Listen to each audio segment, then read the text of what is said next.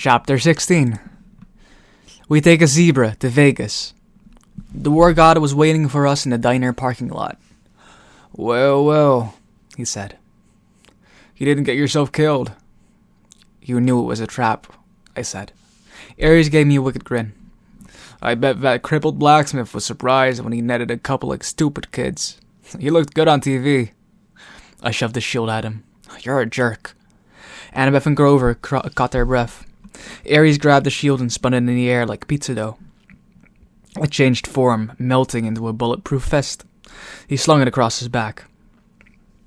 "You see that truck over there?" He pointed to an 18-wheeler parked across the street from the diner. "That is your ride. Takes you straight to LA, with one stop in Vegas." The 18-wheeler had a sign on the back, which I could read only because it was reverse printed white on the black. A good combination for dyslexia. Kindness International. Humane Zoo Transport. Warning, live wild animals. I said, "You're kidding." Aries snapped his fingers. The back door of the truck unlatched. "Hey, free ride west, punk. Stop complaining. There is a little something for doing the job." He slung a blue nylon backpack off his handlebars and tossed it to me. Inside were fresh clothes for all of us. $20 in cash, a pouch full of golden drachmas, and a bag full of double-stuffed Oreos. I said, "I don't want your lousy—" "Thank you, Lord Aries," Grover interrupted, giving me his best red alert warning look. "Thanks a lot." I gritted my teeth. It was probably a deadly insult to refuse something from a god, but I didn't want anything that Aries had touched. Reluctantly, I slung the backpack over my shoulder. I knew my anger was being caused by the war god's presence, but I was still itching to punch him in the nose. He reminded me of every bully I'd ever faced. Nancy Bobofit, Clarice, Smelly Gabe, sarcastic teachers, every jerk who'd called me stupid in school or laughed at me when I got expelled. I looked back at the diner, which had only a couple of customers now. The waitress who'd served us dinner was watching nervously out the window, like she was afraid Aries might hurt us. She dragged a fry cook out from the kitchen to see. She said something to him. He nodded, held up a little disposable camera, and snapped a picture of us. Great, I thought. We'll make papers again tomorrow. I imagined headline: 12-year-old outlaw beats up defenseless biker. "You owe me one more thing," I told Aries, trying to keep my voice level. "You promised me information about my mother." "You sure you can handle the news?" He kick-started his motorcycle. "She's not dead." The ground seemed to spin beneath me. What do you mean?" "I mean, she was taken from the Minotaur before she could die. She was turned into a shower of gold, right? That's metamorphosis. Not dead. She's being kept." "Kept? Why?" You need to study war, punk. Hostages. You take somebody to control somebody else." "Hey, nobody's controlling me." He laughed. "Oh yeah? See you around, kid." I balled up my fist. "Hey, you're pretty smug, Lord Aries, for a guy who runs from Cupid statues." Behind his sunglasses, fire glowed. I felt a hot wind in the air. "We'll meet again, Percy Jackson. Next time you're in a fight, watch your back." He revved his Harley, and then roared off down Delancey Street. Annabeth said, "That was not smart, Percy." "I don't care." "You don't want a god as your enemy, especially not that god." Hey guys," Grover said. I hate to interrupt, but..." He pointed towards the diner, at the register. The last two customers were paying their checks. Two men in identical black overalls, with a white logo on their backs that matched the one on the Kindness International truck. "If we're taking the Zoo Express," Grover said, "we need to hurry." I didn't like it, but we had no better option. Besides, I'd seen enough of Denver. We ran across the street and climbed into the back of the big rig, closing the doors behind us. The first thing that hit me was the smell. It was like the world's biggest pan of kitty litter. The trailer was dark inside until I uncapped Anaclusmos. The blade cast a faint bronze light over a very sad scene. Sitting in a row of filthy metal cages were three of the most pathetic zoo animals I'd ever beheld. A zebra, a male albino lion, and some weird antelope thing I didn't know the name for. Someone had thrown the lion a sack of turnips, which he obviously didn't want to eat. The zebra and the antelope had each gotten a styrofoam tray of hamburger meat. The zebra's mane was matted with chewing gum, like somebody had been spitting on it in their spare time. The antelope had a stupid silver birthday balloon tied on one of his horns that read, "Over the hill." Apparently, nobody ever wanted to get close enough to the lion to mess with him. But the poor thing was pacing around on soiled blankets, in a space way too small for him. Panting from the stuffy heat of the trailer, he had flies buzzing around his pink eyes, and his ribs showed through his white fur. "This is kindness?" Grover yelled. "Humane zoo transport?" He probably would have gone right back outside to beat up the truckers with his reed pipes, and I would have helped him. But just then the truck's engine roared to life. The trailer started shaking, and we were forced to sit down or fall down. We huddled in the corner on some mild wet feed sacks, trying to ignore the smell and the heat and the flies. Grover talked to the animals in a series of goat bleats, but they just stared at him, sadly. Annabeth was in favor of breaking the cages and freeing them on the spot, but I pointed out it wouldn't do much good until the truck stopped moving. Besides, I had a feeling we might look a lot better to the lion than those turnips. I found a water jug and refilled their bowls, and used anaclosmos to drag the mismatched food out of their cages. I gave the meat to the lion and turnips to the zebra and antelope. Grover calmed the antelope down, while Annabeth used her knife to cut the balloon off his horn. She wanted to cut the gum out of the zebra's mane, too, but she decided that would be too risky with the truck bumping around.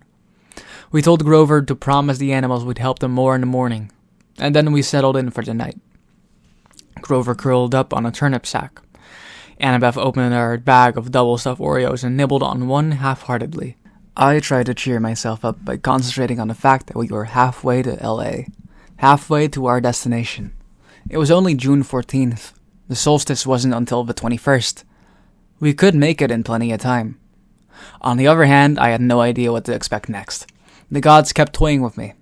At least Hephaestus had the decency to be honest about it. He'd put up cameras and advertised me as an entertainment. But even when the cameras weren't rolling, I had a feeling my quest was being watched. I was a source of amusement for the gods. "Hey," Annabeth said. I'm sorry for freaking out back at the water park, Percy." That's okay." "It's just," she shuddered. "Spiders." "Because of the Arachne story?" I guessed. "She got turned into a spider for challenging her mom to a weaving contest, right?" Annabeth nodded. "Arachne's children have been taking revenge on the children of Athena ever since. If there's a spider within a mile of me, it'll find me. I hate the creepy little things. Anyway, I owe you." "We're a team, remember?" I said. "Besides, Grover did the fancy flying." I thought he was asleep, but he mumbled from the corner. "I was pretty amazing, wasn't I?" Annabeth and I laughed. She pulled apart an Oreo, handed me half. In the iris message, did Luke really say nothing?" I munched my cookie and thought about how to answer. The conversation via Rainbow had bothered me all evening. Luke said you and he go way back. And he also said Grover wouldn't fail this time. Nobody would turn into a pine tree. In the dim bronze light of the sword blade, it was hard to read their expressions. Grover let out a mournful bray. I should have told you the truth. From the beginning." His voice trembled. I thought if you knew what a failure I was, you wouldn't want me along." "So you were the satyr who tried to rescue Thalia, the daughter of Zeus?" He nodded glumly. "And the other two half-bloods Thalia befriended, the ones who got safely to camp?" I looked at Annabeth. "That was you and Luke, wasn't it?" She had put down her Oreo, uneaten. "Like you said, Percy, a 7-year-old half-blood wouldn't have made it very far alone. Athena guided me towards help. Thalia was 12, Luke was 14. They'd both run away from home, like me. They were happy to take me with them.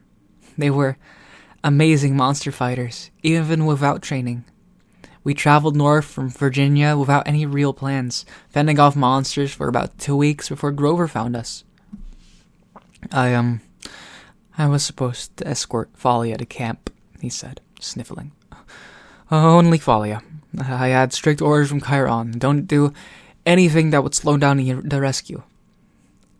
We knew Hades was after her, see, but I couldn't just leave Luke and Annabeth by themselves. I thought I could lead all three of them to safety. It was my fault the kindly ones caught up with us. I froze. I got scared on the way back to camp and took some wrong turns. If I'd just been a little quicker. Stop it, Annabeth said. No one blames you. Thalia didn't blame you either. She sacrificed herself to save us, he said miserably. Her death was my fault. The Council of the Cloven Elders said so. Because she wouldn't leave 2 other half-bloods behind? I said. That's not fair. Yeah, Percy's right, Annabeth said. I wouldn't be here today if it weren't for you, Grover. And neither would Luke. We don't care what the Council says. Grover kept sniffling in the dark.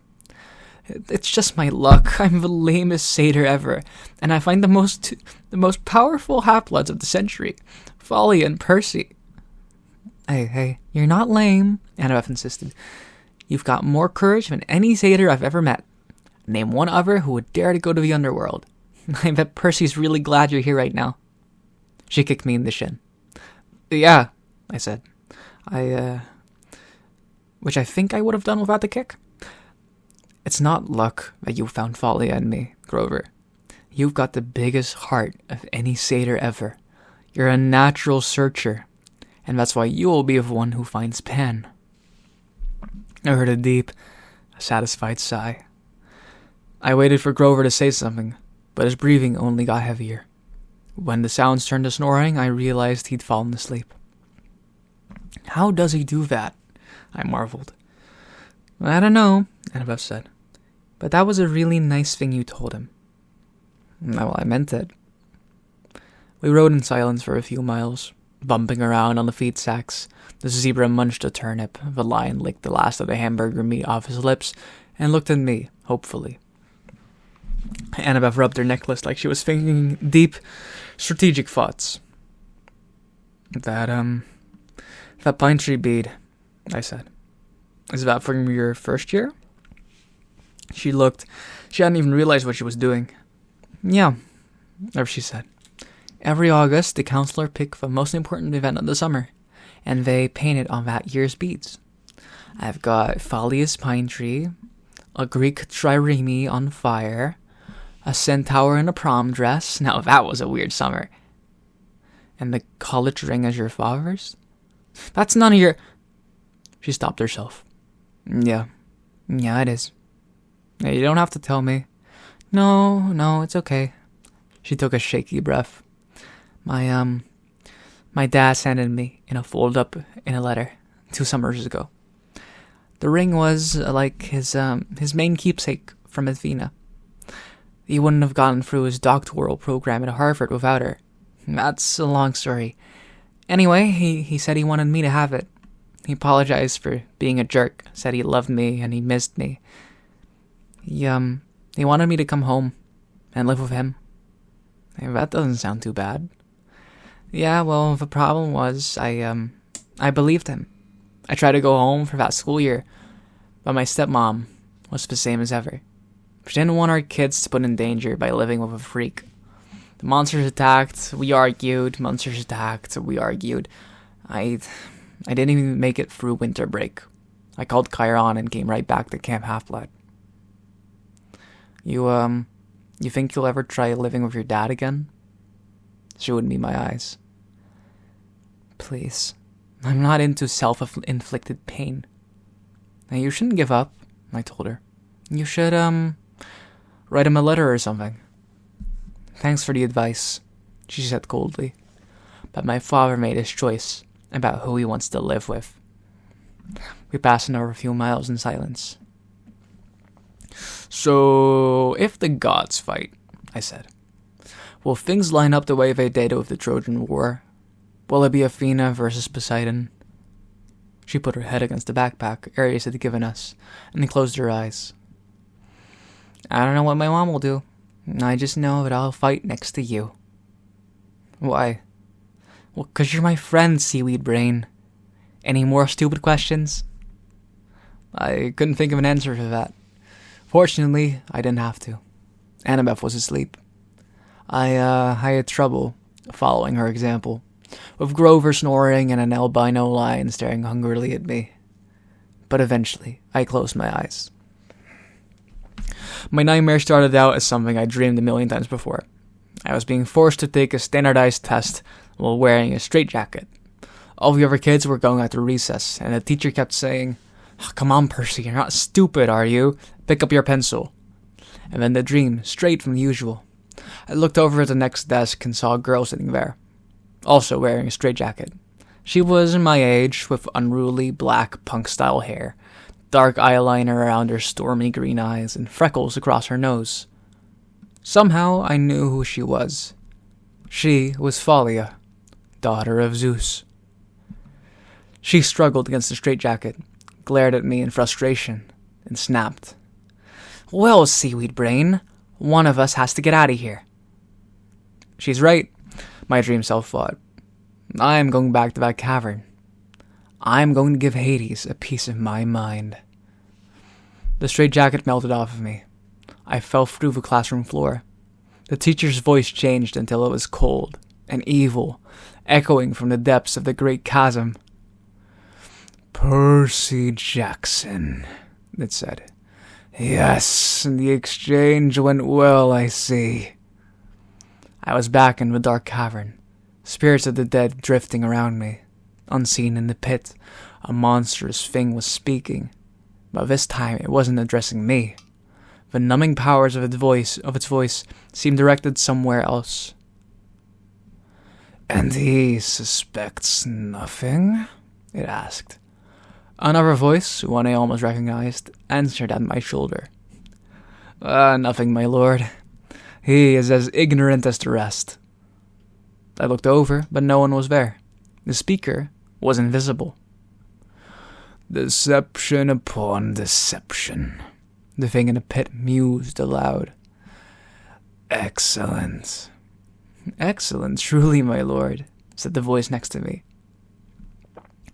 "You were well named the Crooked One, but was it really necessary? I could have brought you what I stole directly."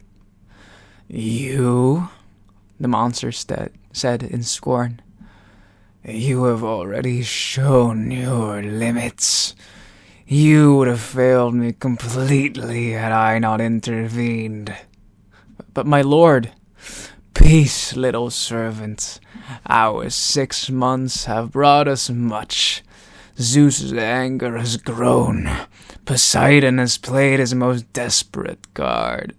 Now we shall use it against him. Shortly you shall have the reward you wish, and your revenge, as soon as both items are delivered into my hands." "But wait, he is here." "What?" The invisible servant suddenly sounded tense. "You summoned him, my lord?" "No." The full force of the monster's attention was now pouring over me, freezing me in place. "Blast his father's blood, he is too changeable, too unpredictable. The boy brought himself hither." "Impossible," the servant cried. "For a weakling such as you, perhaps," the voice snarled. Then its cold power turned back on me. "So, you wish to dream of your quest, young half-blood? Then I will oblige." The scene changed. I was standing in a vast throne room with black marble walls and bronze floors. The empty hoard throne was made from human bones fused together. Standing at the foot of the dais was my mother, frozen in shimmering golden light, her arms outstretched. I tried to step towards her, but my legs wouldn't move. I reached for her, only to realize that my hands were withering the bones. Grinning skeletons in the Greek armor crowded around me, draping me with silk robes, wreathing my head with laurels that smoked with chimera poison, burning into my scalp. The evil voice began to laugh. "Hail the conquering hero." I woke up with a start. Grover was shaking my shoulder. "Hey, the truck stopped," he said. We think they're coming to check on the animals. Hide! Annabeth hissed. She had it easy. She just put on her magic cap and disappeared. Grover and I had to dye Vine's feed sacks and hope we looked like turnips. The trailer doors creaked open. Sunlight and heat poured in. Man, one of the truckers said, waving his hands in front of his ugly nose. I wish I hauled appliances. He climbed inside and poured some water from a jug into the animal's dishes. You hot, big boy? He asked the lion, then splashed the rest of the bucket right in the lion's face. The lion roared in indignation. Yeah. Next to me, under the turnip sacks, Grover tensed. For a beast-loving herbivore, he looked downright murderous. The trucker threw the antelope a squashed-looking Happy Meal bag. He smirked at the zebra. Hey, how you doing, Stripes? At least we'll be getting rid of you this stop. Hey, you like magic shows? You're gonna love this one. They're gonna saw you in half. The zebra, wild-eyed in fear, looked straight at me. There was no sound, but as clear as day I heard it say, Free me, Lord, please. I was too stunned to react. There was a loud knock on the side of the trailer. The trucker inside with us yelled, What do you want, Eddie? A voice outside, it must have been Eddie's, shouted back, Maurice, what'd you say? Hey, what are you banging for? Knock. Outside, Eddie yelled, And what's banging? Our guy, Maurice, rolled his eyes and went back outside, cursing at Eddie for being an idiot. A second later, Annabeth appeared next to me. She must have done the banging to get Maurice out of the trailer. She said, This transport business cannot be legal. Yeah, no kidding, Grover said. He paused as if listening. The lion says these guys are animal smugglers. That's right, the zebra's voice said in my mind. Listen, we gotta free him, Grover said. He and Annabeth both looked at me, waiting for my lead. I'd heard the zebra talk, but not the lion? Why? Maybe it was another learning disability. I could only understand zebras? And then I thought, horses. What had Annabeth said about Poseidon making horses? Was a zebra close enough to a horse? Was that why I could understand it? The zebra said, Open my cage, Lord, please. I'll be fine after that. Outside, Eddie and Maurice were still yelling at each other, but I knew that they'd be coming inside to torment the animals again any minute. I grabbed a riptide and slashed the lock off the zebra's cage. The zebra burst out. It turned to me and bowed. Thank you, Lord. Grover held up his hands and said something to the zebra in goat talk, like a blessing. Just as Maurice was poking his head back inside to check out the noise, the zebra leaped over him and into the street. There was yelling and screaming and cars honking. We rushed to the doors of the trailer in time to see the zebra galloping down a wide boulevard lined with hotels and casinos and neon signs. We just released a zebra in Las Vegas. Maurice and Eddie ran after it, with a few policemen running after them, shouting, Hey, you need a permit for that. Now would be a good time to leave, Annabeth said. Leave the other animals first, Grover said. I cut the locks with my sword. Grover raised his hand and spoke the same goat blessing he'd used for the zebra. Good luck, I told the animals. The antelope and the lion burst out of their cages and went off together in the streets. Some tourists screamed, most just backed off and took pictures, probably thinking it was some kind of stunt by one of the casinos. Hey, will the animals be okay? I asked Grover.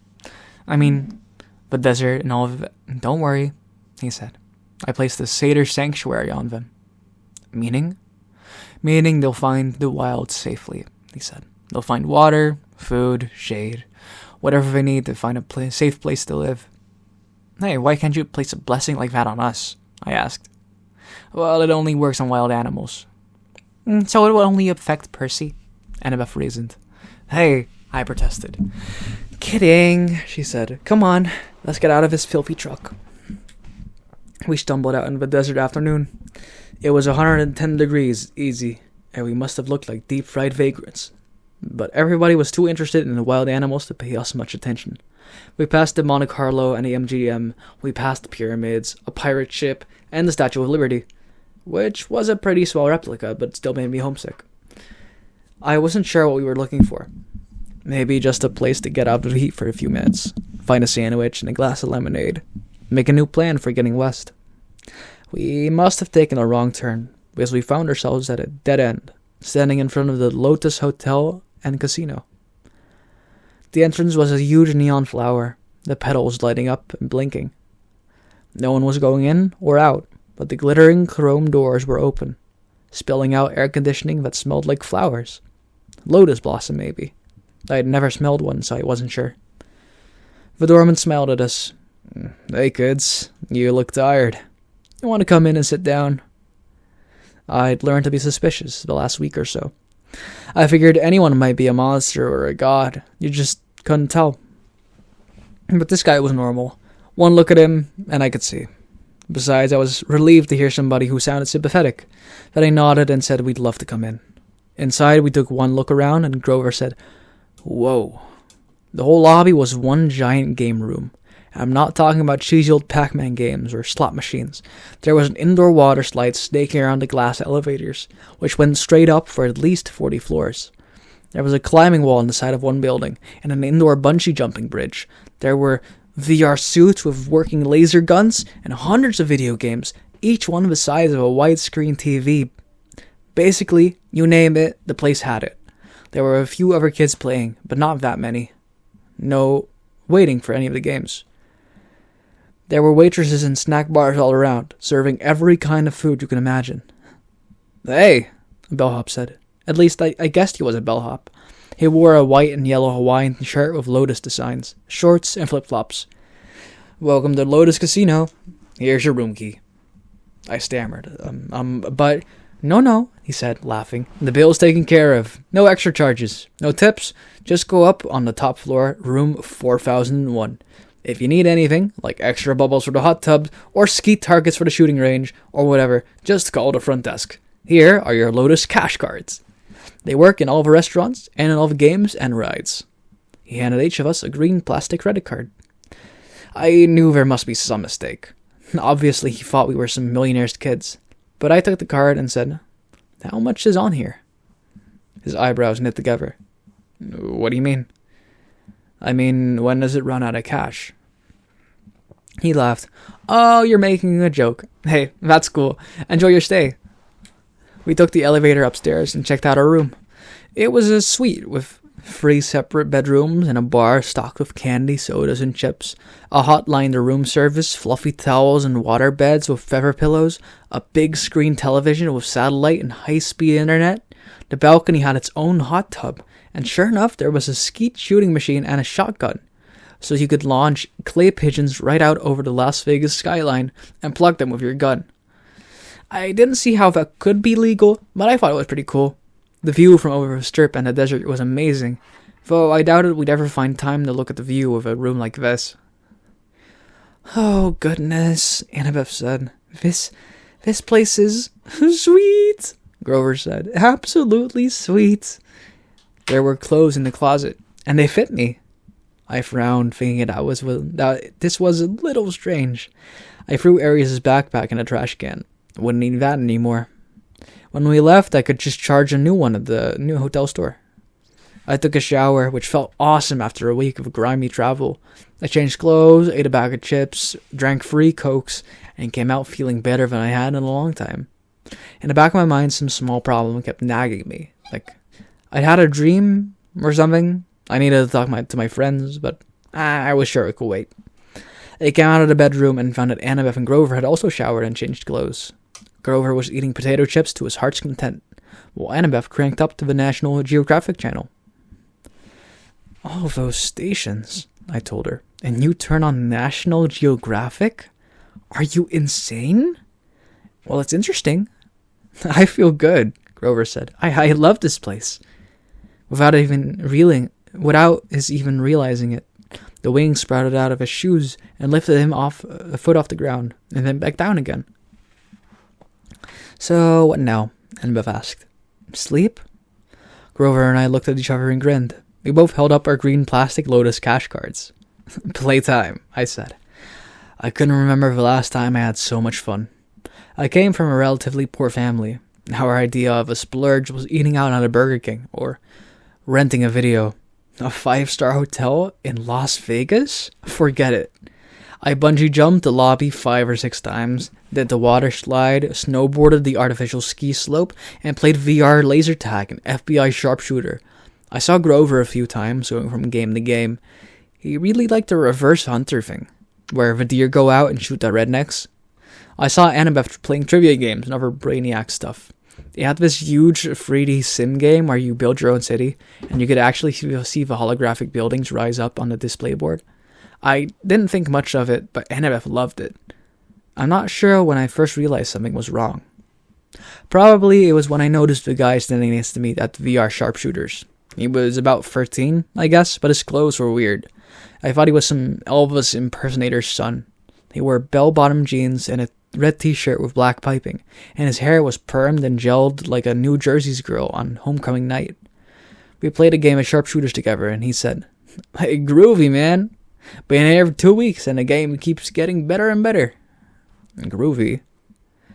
Later, while we were talking, I said something was sick, and he looked at me kind of startled, as if he'd never heard the word used that way before. He said his name was Darren, but as soon as I started asking him questions, he got bored with me and started to go back to the computer screen. I said, "Hey, Darren? What? What year is it?" He frowned at me. "Like, in the game?" "No, in real life." He had to think about it. 1977. No, I said, getting a little scared. "Really?" "Hey, man, bad vibes. I got a game happening." And after that, he totally ignored me. I started talking to people, and I found it wasn't easy. They were glued to his TV screen, or a video game, or their food, or whatever. I found a guy who told me it was 1985. Some other guy told me it was 1993. They all claimed they hadn't been here very long. A few days, a few weeks at most. They didn't really know, and they didn't really care. Then it occurred to me, how long had I been here? It seemed like only a couple of hours, but was it? I tried to remember why we were here. We were going to LA. We were supposed to find the entrance to the underworld. My mom, for a scary second, I had trouble remembering her name. Sally Jackson. I had to find her, and I had to stop Hades from causing World War III. I found Annabeth still building her city. "Come on," I told her. "We've got to get out of here." No response. I shook her. "Annabeth?" She looked up annoyed. "What?" "We need to leave." "Leave? What are you talking about? I've just got the towers." "This place is a trap." She didn't respond until I shook her again. "What?" Hey, listen, the underworld, our quest." "Oh, come on, Percy, just a few more minutes." "Annabeth, there are people here from 1977, kids who have never aged. You check in and you stay forever." "So?" she asked. "Can you imagine a better place?" I grabbed her wrist and yanked her away from the game. "Hey!" She screamed and hit me, but nobody else even bothered looking at us. They were too busy. I made her look directly into my eyes. I said, "Spiders. Large, hairy spiders." That jarred her. Her vision cleared. "Oh my gods," she said. How long have we?" "I don't know. We've got to find Grover." We went searching and found him playing virtual deer hunter. "Grover!" we both shouted. He said, "Die, human! Die, silly, polluting, nasty person!" "Grover!" He turned the blasting gun on me and started clicking, as if I were just another image from the screen. I looked at Annabeth, and together we took Grover by the arms and dragged him away. His flying shoes sprang to life and started tugging his legs in the other direction as he shouted, "No, I just got a new level. No. The Lotus bellhop hurried to us. "Well now, are you ready for your platinum cards?" "We're leaving," I told him. "Ah, such a shame," he said, and I got the feeling that he really meant it. Now I thought we'd be breaking his heart if we went. We just added an entire new floor full of games for platinum card members.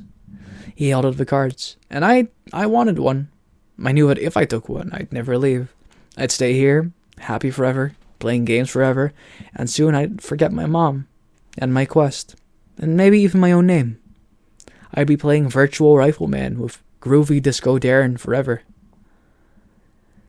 Grover reached for the card, but Annabeth yanked back his arms and said, "No thanks." We walked towards the door, and as we did, the smell of food and the sound of games seemed to get more and more inviting. I thought about our room upstairs. We could just stay the night, sleep in a real bed for once.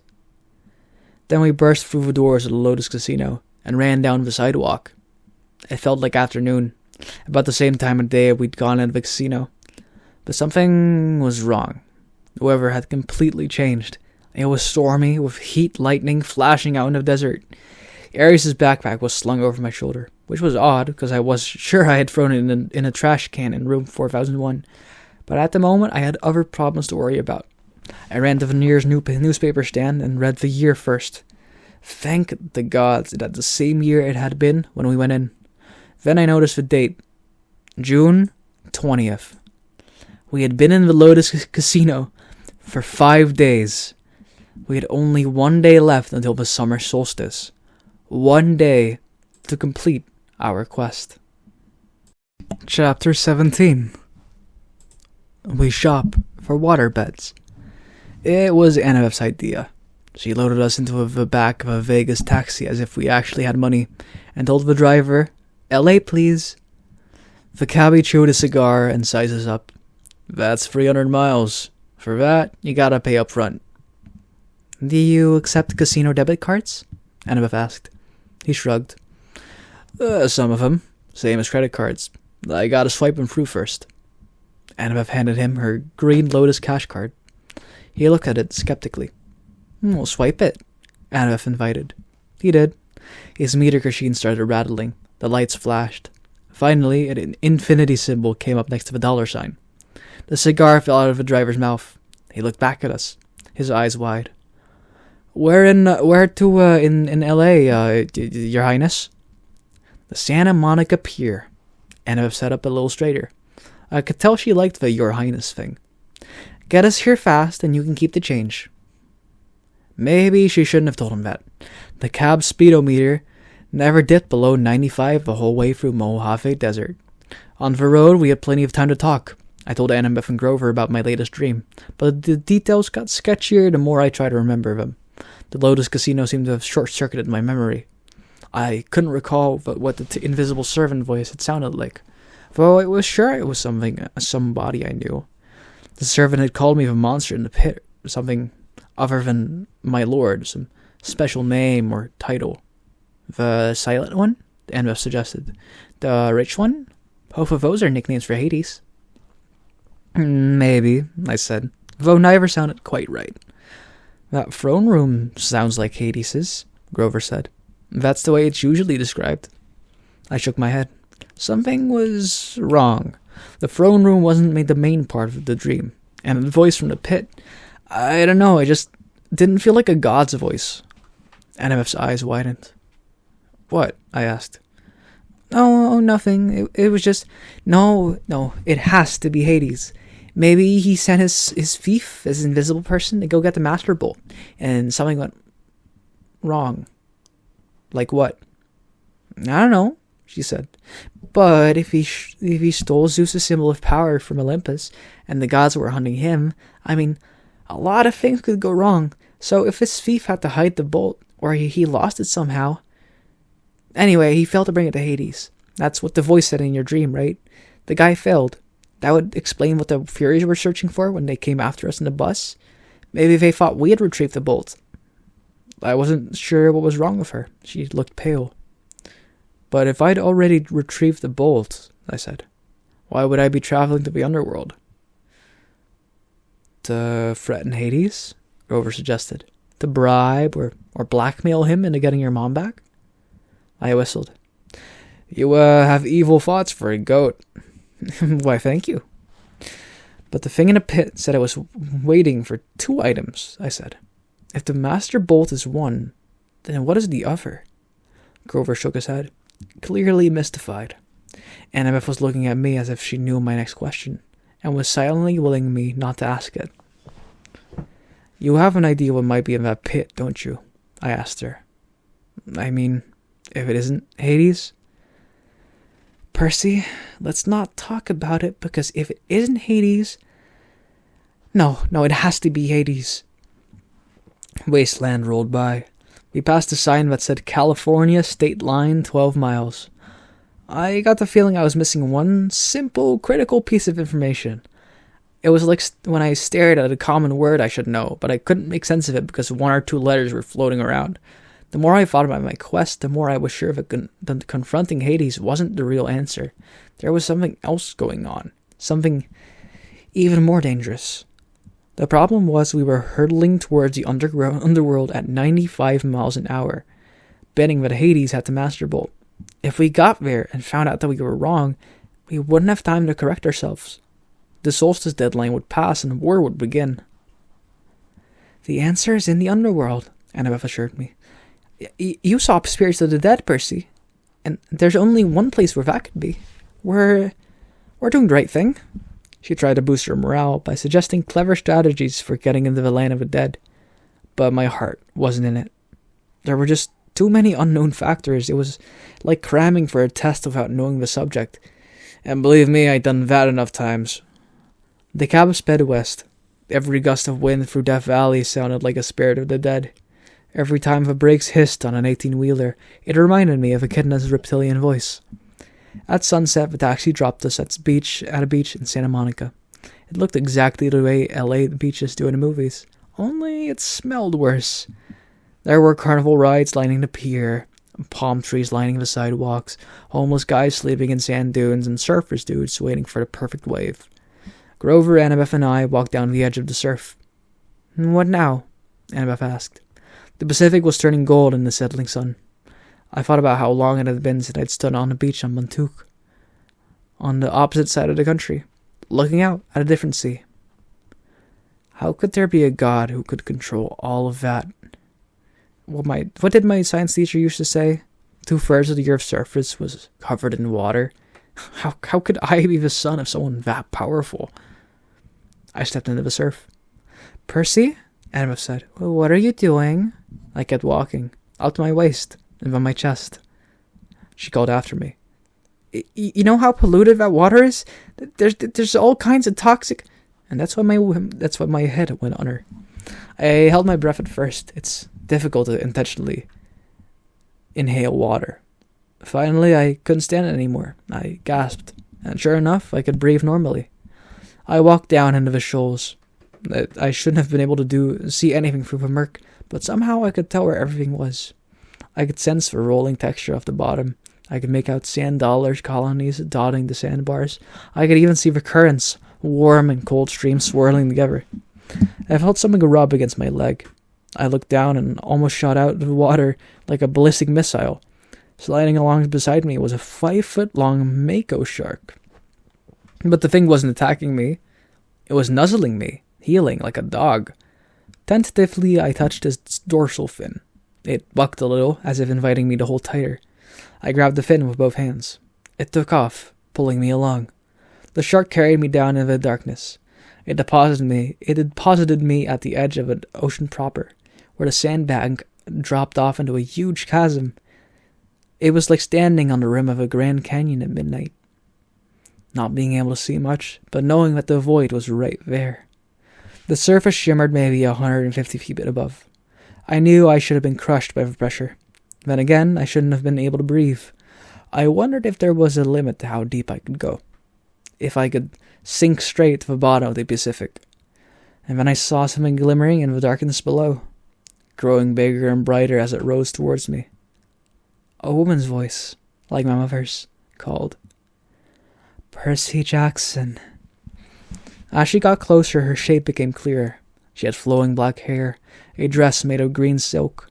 Light flickered around her, and her eyes were so distractingly beautiful I hardly noticed the stallion-sized seahorse she was riding.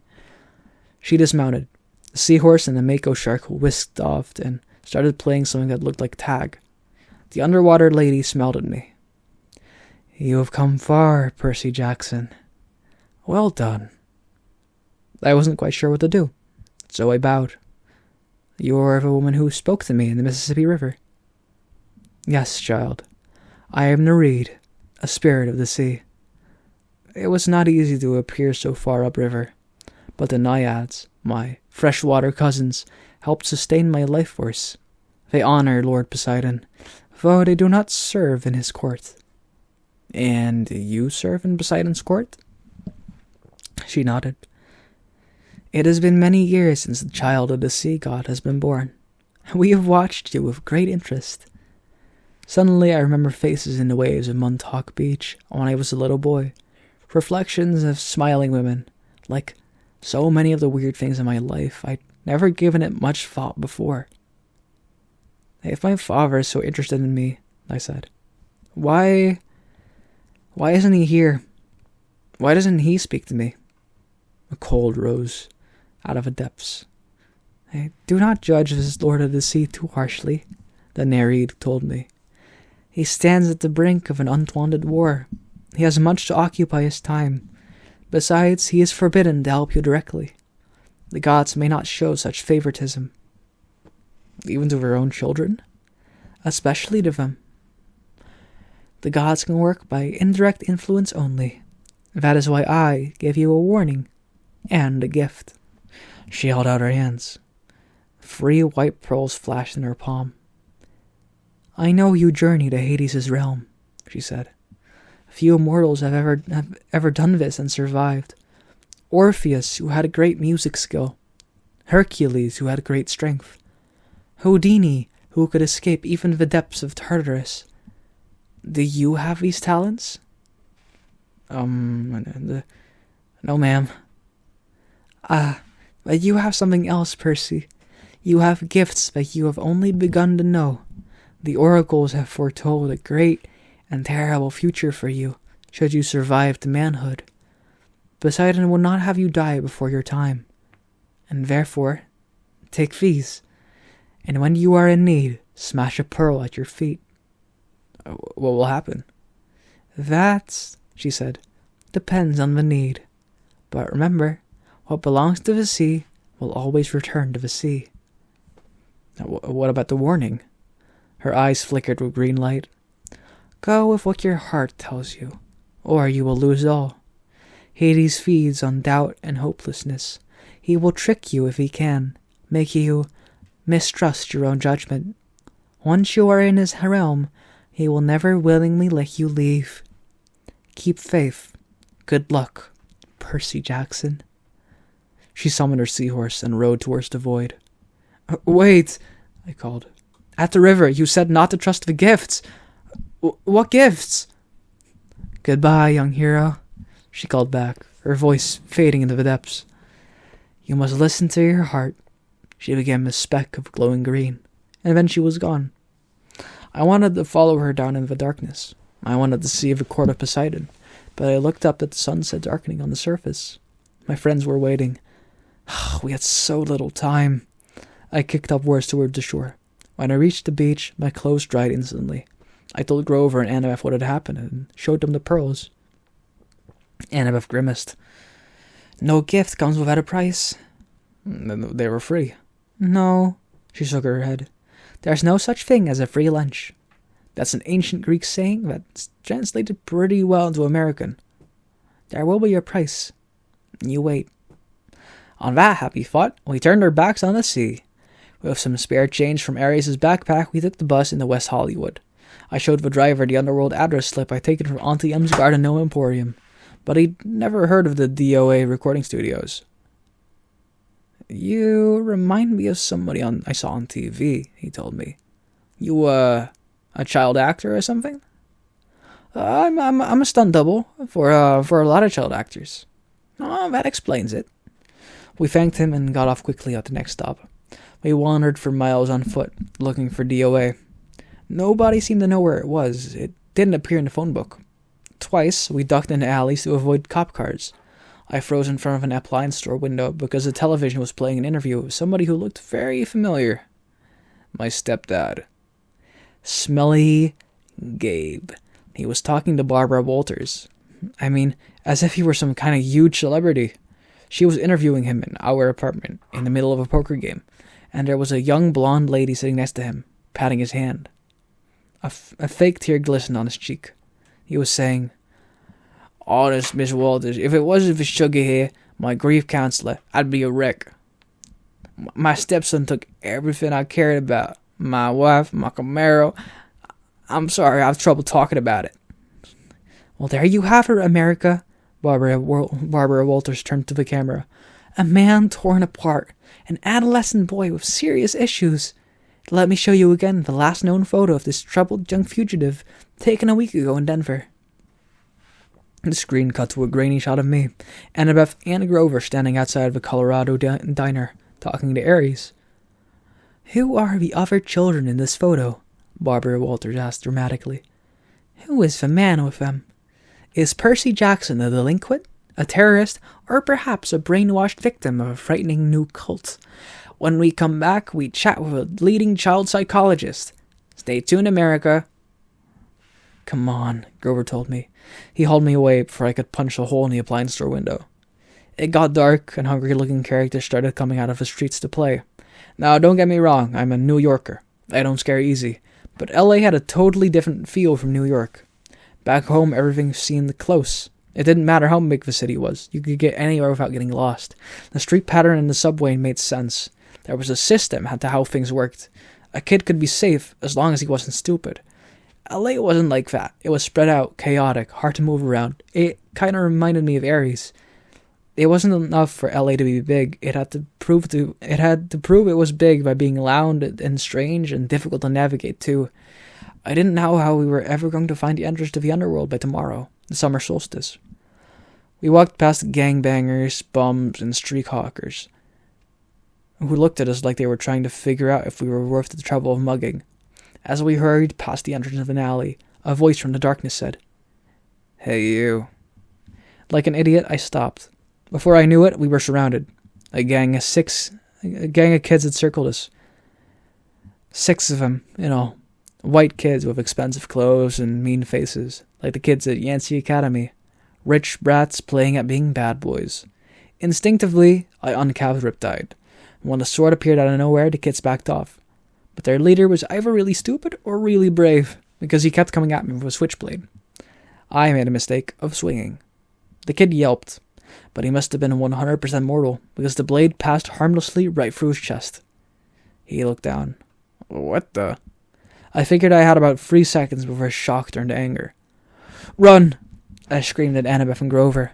We pushed 2 kids out of the way and raced down the street, not knowing where we were going. We turned a sharp corner. There! Annabeth shouted. Only one store on the block looked open, its windows glaring with neon. The sign off the door said something like, Krusty's Water Palace? Krusty's Waterbed Palace? Grover translated. It didn't sound like a place I'd ever go, except maybe in an emergency, but this was definitely qualified. We burst through the doors, ran behind the waterbed, and ducked. A split second later, the gang kids ran past us outside. I think we lost him, Grover panted. A voice behind us boomed. And lost who? We all jumped. Standing behind us was a guy who looked like a raptor in a leisure suit. He was at least 7 feet tall, with absolutely no hair. He had grey, leathery skin, thick-lidded eyes, and a cold reptilian smile. He moved towards us slowly, but I got the feeling he could move fast if he needed to. His suit might have come from the Lotus Casino. It belonged back in the 70s, big time. The shirt was silk paisley, unbuttoned halfway down his hairless chest. The lapels on his velvet jacket were as wide as landing strips. The silver chains around his necks, I couldn't even count them. I'm crusty, he said, with a tartar yellow smile. I resisted the urge to say, Yes, you are. Sorry to barge in, I told him. We were just, browsing. You mean hiding from those no-good kids, he grumbled. They hang around every night. I get a lot of people in here, thanks to them. Say, you want to look at a waterbed? I was about to say, no thanks, but then he put a huge paw on my shoulder and steered me deeper into the showroom. There was every kind of waterbed you could imagine. Different kinds of woods, different patterns of sheets, queen-sized, king-sized, emperor of the universe size. This is my most popular model. Krusty spread his hands proudly over a bed covered with black satin sheets, with built-in lava lamps on the headboard. The mattress vibrated, so it looked like oil-flavored jello. "Million hand massage," Krusty told us. "Go on, try it out. Shoot, take a nap, I don't care. No business today, anyway." I said. I don't think... million hand massage," Grover cried and dove in. "Oh, you guys, this is cool." "Ah," Krusty said, stroking his leathery chin. Almost. "Almost what?" I asked. He looked at Annabeth. "Do me a favor and try this one right here, honey. Might fit." Annabeth said. But what?" He patted her reassuringly on the shoulder and led her over to a Safari Deluxe model with teakwood lines carved into the frame and a leopard pattern comforter. When Annabeth didn't want to lie down, Krusty pushed her. "Hey!" she protested. Krusty snapped his fingers. "Ergo." Rope sprang from the sides of the bed, lashing around Annabeth, holding her to the mattress. Grover tried to get up, but Rope sprang from his black satin bed too, and lashed him down. "Not cool," he yelled, his voice vibrating from the million-hand massage. "Not cool at all." The giant looked at Annabeth, and then turned toward me and grinned. "Yeah, almost. Darn it." I tried to step away, but his hand shot out and clamped around the back of my neck. "Oh, kid, don't worry. We'll find you one in a sec." "Hey, let my friends go." "Oh, sure I will, but I gotta make 'em fit first." "What do you mean?" "All the beds are exactly 6 feet, see? Your friends are too short. Gotta make 'em fit." Annabeth and Grover kept struggling. I can't stand imperfect measurements," Krusty muttered. "Ergo." A new set of ropes leaped out from the top and bottom of the beds, wrapping around Grover and Annabeth's ankles, bent around their armpits. The rope started tightening, pulling my friends from both ends. Don't worry," Krusty told me. "Those are stretching jobs. Maybe 3 extra inches on their spine, and they might even live. Now, why don't we find a bed you like, huh?" "Percy!" Grover yelled. My mind was racing. I knew I couldn't take on this giant waterbed salesman alone. He would snap my neck before I even got my sword out. Your real name's not Krusty, is it?" I asked. "Yeah, legally it's Procrustes," he admitted. "The stretcher," I said. I remembered the story. The giant who tried to kill Theseus with excess hospitality on his way to Athens. "Yeah," the salesman said, "but who can pronounce Procrustes? Bad for business. Now, Krusty, anybody could say that." "You're right. It's got a good ring to it." His eyes lit up. You think so?" "Oh, absolutely," I said. "And the workmanship's on these beds? Fabulous." He grinned hugely, but his fingers didn't loosen on my neck. I tell all my customers that. Every time. Nobody bothers to look at the workmanship. How many built-in lava lamp headboards have you seen?" "Well, not too many." "That's right." "Percy!" Annabeth yelled. "What are you doing?" Don't mind her," I told Procrustes. "She's impossible." The giant laughed. "All my customers are never 6 feet exactly. So inconsiderate. And then they complain about the fitting." "Well, what do you do if they're longer than 6 feet?" That happens all the time. It's a simple fix." He let go of my neck, but before I could react, he reached behind a nearby sales desk and brought out a huge double-bladed brass axe. He said, "I just settle the subject as best I can and lop off whatever hangs over on either end." I said, swallowing hard. "Sensible." "I'm so happy to come across an intelligent customer." The ropes were really stretching my friends now. Annabeth was turning pale. Grover made gurgling sounds like a strangled goose. "So, Krusty?" I said, trying to keep my voice light. I glanced at the sales tag on a Valentine-shaped honeymoon special. "Does this one really have dynamic stabilizers to stop wave motion?" "Absolutely. Try it out." Hey, yeah, maybe I will. But would it work even for a big guy like you? No waves at all?" "Guaranteed." "No way." "Way." "Well, show me." He sat down eagerly on the bed, patted the mattress. No waves, see? I snapped my fingers. Ergo! Rope slashed around Krusty and flattened him against the mattress. Hey! He yelled. Center him just right, I said. The ropes readjusted themselves at my command. Krusty's whole head stuck out of the top. His feet stuck out of the bottom. No, he said. Wait, this is just a demo. I uncapped Riptide. A few simple adjustments. I had no qualms about what I was about to do. If Krusty were human, I couldn't hurt him anyway. If he was a monster, he deserved to turn into dust for a while. You drive a hard bargain, he told me. I'll give you 30% off on the selected floor models.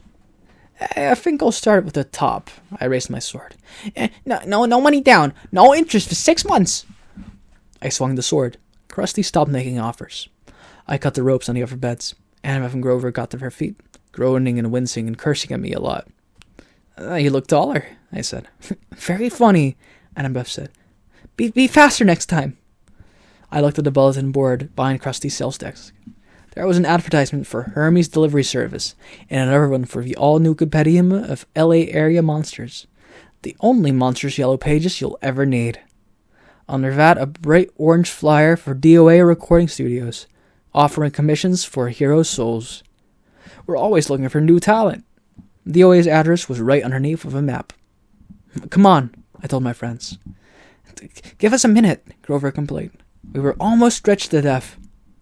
Hey, then you're ready for the underworld, I said. It's only 1 block from here. Chapter 18. Annabeth goes to obedience school. We stood in the shadows of Valencia Boulevard, looking up at gold letters etched in black marble. DOA Recording Studios. Underneath, stenciled on the glass doors, no solicitors, no loitering, no living. It was almost midnight, but the lobby was brightly lit and full of people. Behind the security desk sat a tough-looking guard with sunglasses and an earpiece. I turned to my friends. Okay, you remember the plan? The plan, Grover gulped. Yeah, I love the plan, Annabeth said. What happens if the plan doesn't work? Don't think negative. Right, she said. We're entering the land of the dead. And I shouldn't think negative. I took the pearls out of my pocket. The free milky spheres Nereid had given me in Santa Monica. They did seem like much of a backup in case something went wrong. Annabeth put her hand on my shoulder. I'm sorry, Percy. You're right. We'll make it. We'll be fine. She gave Grover a nudge. Oh, right, he chimed in. We got this far. We'll find the Master Bolt and save your mom. No problem. I looked at them both and felt really grateful. Only a few minutes before, I'd almost gotten them stretched to death on deluxe water beds, and now they were trying to be brave for my sake, trying to make me feel better. I slipped the pearls back in my pocket. Well, let's whoop some underworld butt. We walked inside of a DOA lobby. Muzak played softly on hidden speakers. The carpet and the walls were steel gray. Pencil cactuses grew in the corners like skeleton hands. The furniture was black leather, and every seat was taken. There were people sitting on couches, people standing up, people staring out of the windows or waiting for the elevator. Nobody moved, or talked, or did much of anything. Out of the corner of my eye, I could see them all just fine. But if I focused on any one of them in particular, they started looking transparent. I could see right through their bodies. The security guard's desk was a raised podium, so we had to look up at him. He was tall and elegant with chocolate-colored skin and bleached blonde hair, shaved military style. He wore tortoiseshell shades with a silk Italian suit that matched his hair. A black rose was pinned to his lapel under a silver name tag. I read the name tag, and then looked at him in bewilderment. Your name is Chiron? He leaned across the desk. I couldn't see anything in his glasses except my own reflection, but his smile was sweet and cold, like a python's, right before it eats you. What a precious young lad. He had a strange accent. British, maybe, but also as if he had, learned English as a second language. Well, tell me, mate, do I look like a centaur? No, sir, he added smoothly. Sir? I said. He pinched from the name tag and ran his finger under the letters. Can you read this, mate? It says Charon. Say it with me. Charon. Charon? Amazing. Now, Mr. Charon. Mr. Charon? I said. Well done. He sat back. I do so hate being confused with that old horseman. And now, how may I help you, little dead ones? His question caught in my stomach like a fastball. I looked at Annabeth for support. We want to go to the underworld, she said. Carol's mouth twitched. Oh, well, that's refreshing. It is? She asked. Straightforward and honest. No screaming. No, there must be a mistake, Mr. Caron. He looked us over. Well, how did you die then? I nudged Rover. Oh, he said. Drowned in the bathtub. All three of you? Caron asked. We nodded. Big bathtub. Caron looked mildly impressed. I don't suppose you have coins for passage? Normally, with adults, you see, I could charge your American Express, or add the ferry price to your last cable bill. But with children, alas, you never die prepared. Suppose you'll have to take a seat for a few centuries. Oh, but we have coins. I set 3 gold drachmas on the counter. Part of the stash I found in Krusty's office desk. Oh, well now. Caron moistened his lips. Real drachmas.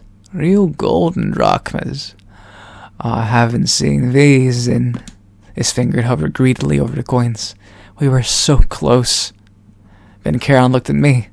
That cold stare behind his glasses seemed to bore a hole through my chest.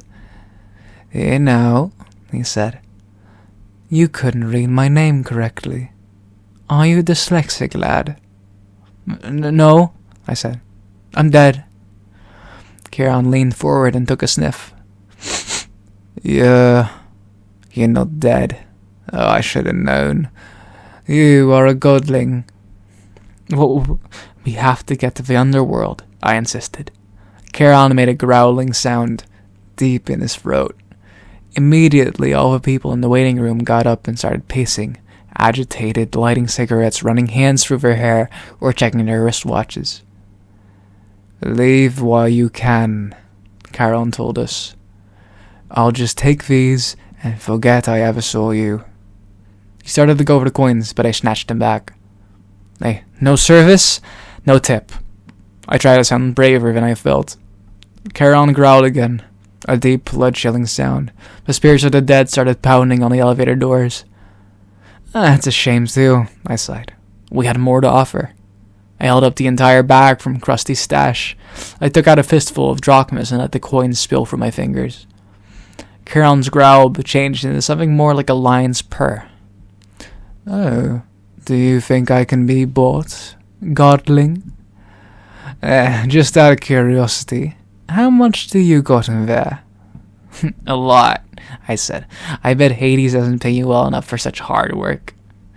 Oh, you don't know half of it. How would you like to babysit these spirits all day? Always, please don't let me be dead, or please let me cross for free. I haven't had a pay raise in 3,000 years. Do you imagine suits like this come cheap? You deserve better, I agreed. A little appreciation, respect, good pay. Of each word, I stacked another gold coin on the counter. Caron glanced down at his silk Italian jacket, as if imagining himself in something even better. I must say, lad, you're making some sense now. Just a little. I stacked another few coins. I could mention a pay raise while I'm talking to Hades. He sighed. The boat's almost full anyway. I might as well add you 3 and be off. He stood, scooped up our money, and said, Well, come along. We pushed through a crowd of waiting spirits who started grabbing at our clothes like the wind, their voices whispering things I couldn't make out. Caron shoved them out of the way, grumbling. Freeloaders. He escorted us into the elevator, which was already crowded with souls of the dead, each one holding a green boarding pass, Karen grabbed 2 spirits who were trying to get on with us and pushed them back into the lobby. Right, now, no one get any ideas while I'm gone, he announced to the waiting room. And if anyone moves the dial of my easy listening station again, I'll make sure you're here for another 1,000 years. You understand? Then he shut the door. He put a keycard in the slot in the elevator panel, and we started to descend.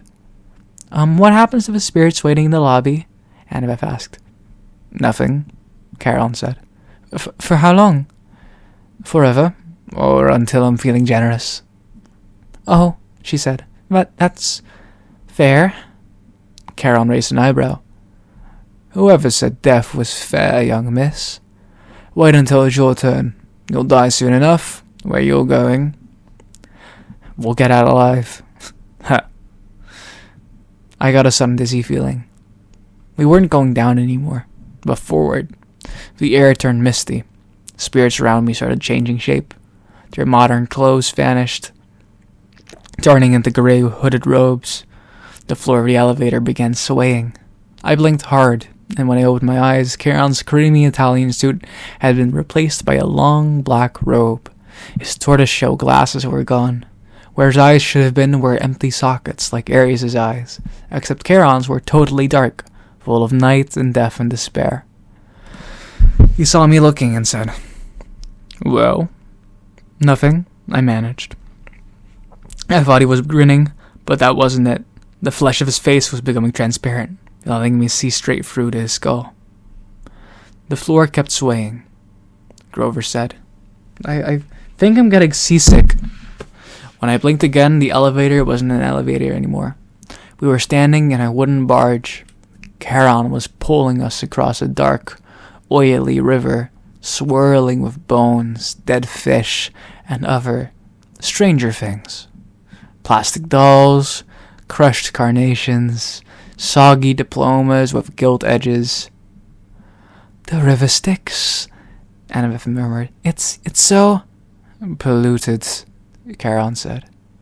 For thousands of years, you humans have been throwing in everything as you come across. Hopes, dreams, wishes that never came true. Irresponsible waste management, if you ask me. Mist curled off the filthy water. Above us, almost lost in the gloom, was a ceiling of stalactites. Ahead, the far shore glimmered with greenish light, the color of poison. Panic closed up my throat. What was I doing here? These people around me, they were dead. Annabeth grabbed hold of my hand. Under normal circumstances, this would have embarrassed me, but I understood how she felt. She wanted reassurance that someone else was alive on this boat.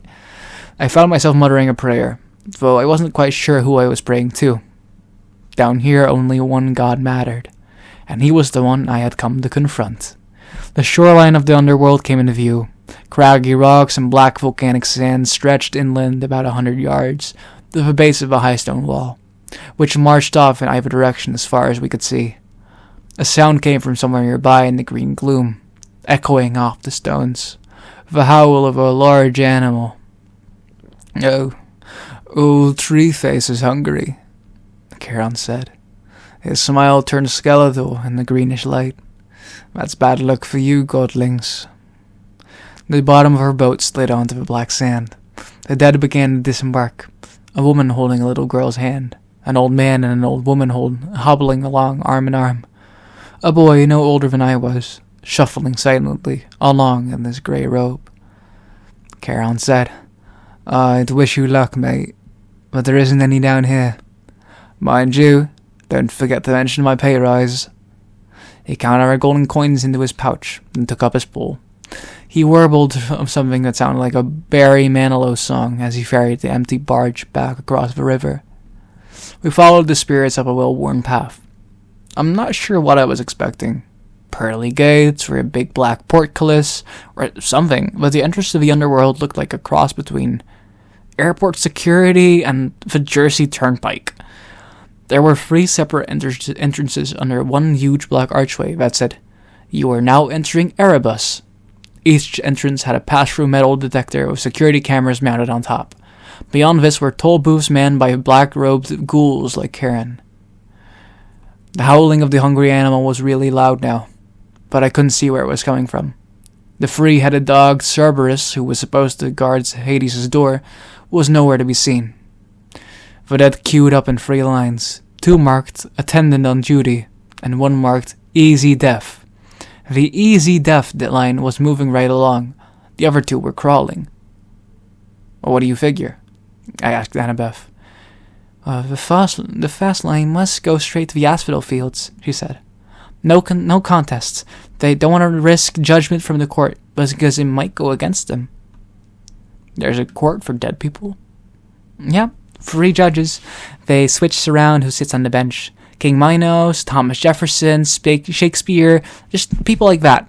Sometimes they look at a life and decide that person needs a special reward, the fields of Elysium. Sometimes they decide on punishment. But most people, well, they just lived. Nothing special, good or bad, so they go to the asphodel fields. And do what? Grover said. Imagine standing in a wheat field in Kansas. Forever. Harsh, I said. Not as harsh as that, Grover muttered. Look. A couple of black-robed ghouls had pulled aside one spirit and were frisking him at the security desk.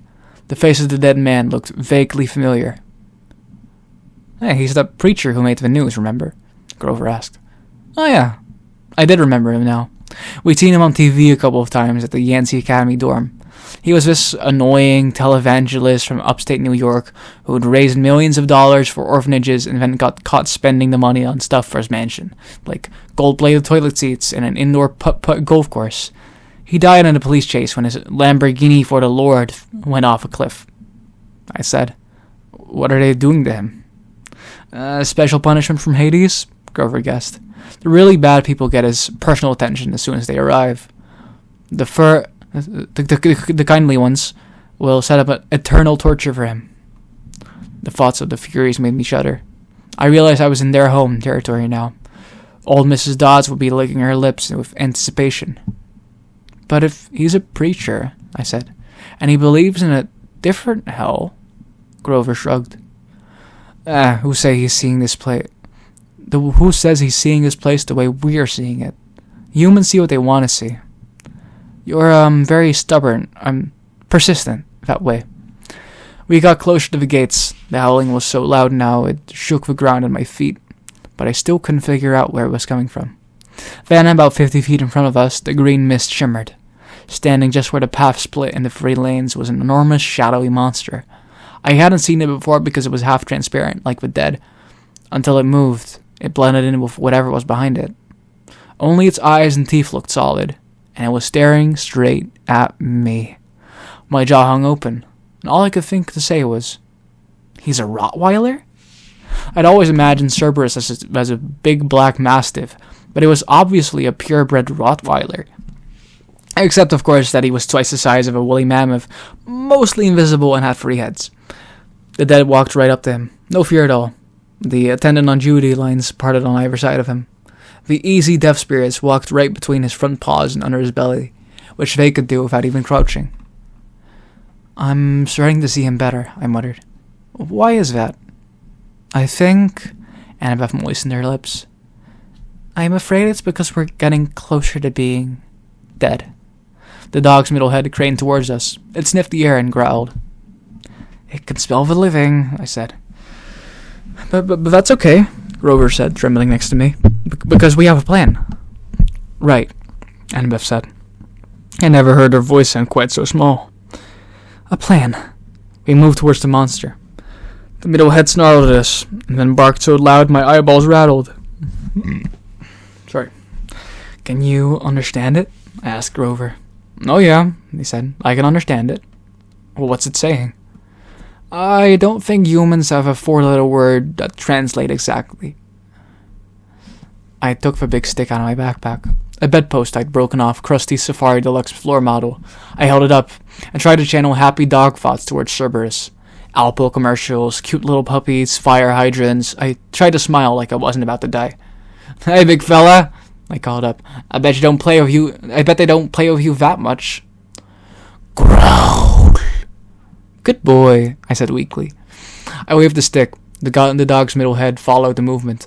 The other 2 heads trained their eyes on me, completely ignoring the spirits. I had Cerberus's undivided attention. I wasn't sure if that was a good thing. Fetch! I threw his stick into the gloom. A good solid throw. I heard it go kersplosh in the river Styx. Cerberus glared at me, unimpressed. His eyes were baleful and cold. So much for the plan. Cerberus was now making a new kind of growl, deeper down in his free throats. Grover said. Percy? Yeah? I just thought you wanted to know. Yeah? Cerberus? He's saying we've got 10 seconds to pray to the god of our choice. After that, well, he's hungry. Wait, Annabeth said. She started rifling through her pack. 5 seconds, Grover said. Do we run now? Annabeth produced a red rubber ball the size of a grapefruit. It was labeled Waterland Denver Co. Before I could stop her, she raised the ball and marched straight up to Cerberus. She shouted, See the ball? You want a ball, Cerberus? Set. Cerberus looked as stunned as we were. All three of his eyes cocked sideways. 6 nostrils dilated. Set, Annabeth called again. I was sure that any moment now she would become the world's largest milk-bone dog biscuit. But instead, Cerberus licked his free set of lips, shifted on his haunches, and sat, immediately crushing a dozen spirits who'd been passing underneath him into the easy death line. The spirits made some muffled hisses as they dissipated, like the air let out of tires. Annabeth said, Good boy. She threw Cerberus the ball. He caught it in his middle mouth. It was barely big enough for him to chew, and the other head started snapping at the middle, trying to get the new toy. Hey, drop it, Annabeth ordered. Cerberus's head stopped fighting and looked at her. The ball was wedged between 2 of his teeth like a tiny piece of gum. He made a loud, scary whimper, then dropped the ball, now slimy and bit nearly in half, at Annabeth's feet. Good boy. She picked up the ball, ignoring the monster spit all over it. She turned to us. Go now, the easy death line, it's faster, I said. But, now, she ordered, in the same tone she was using on a dog.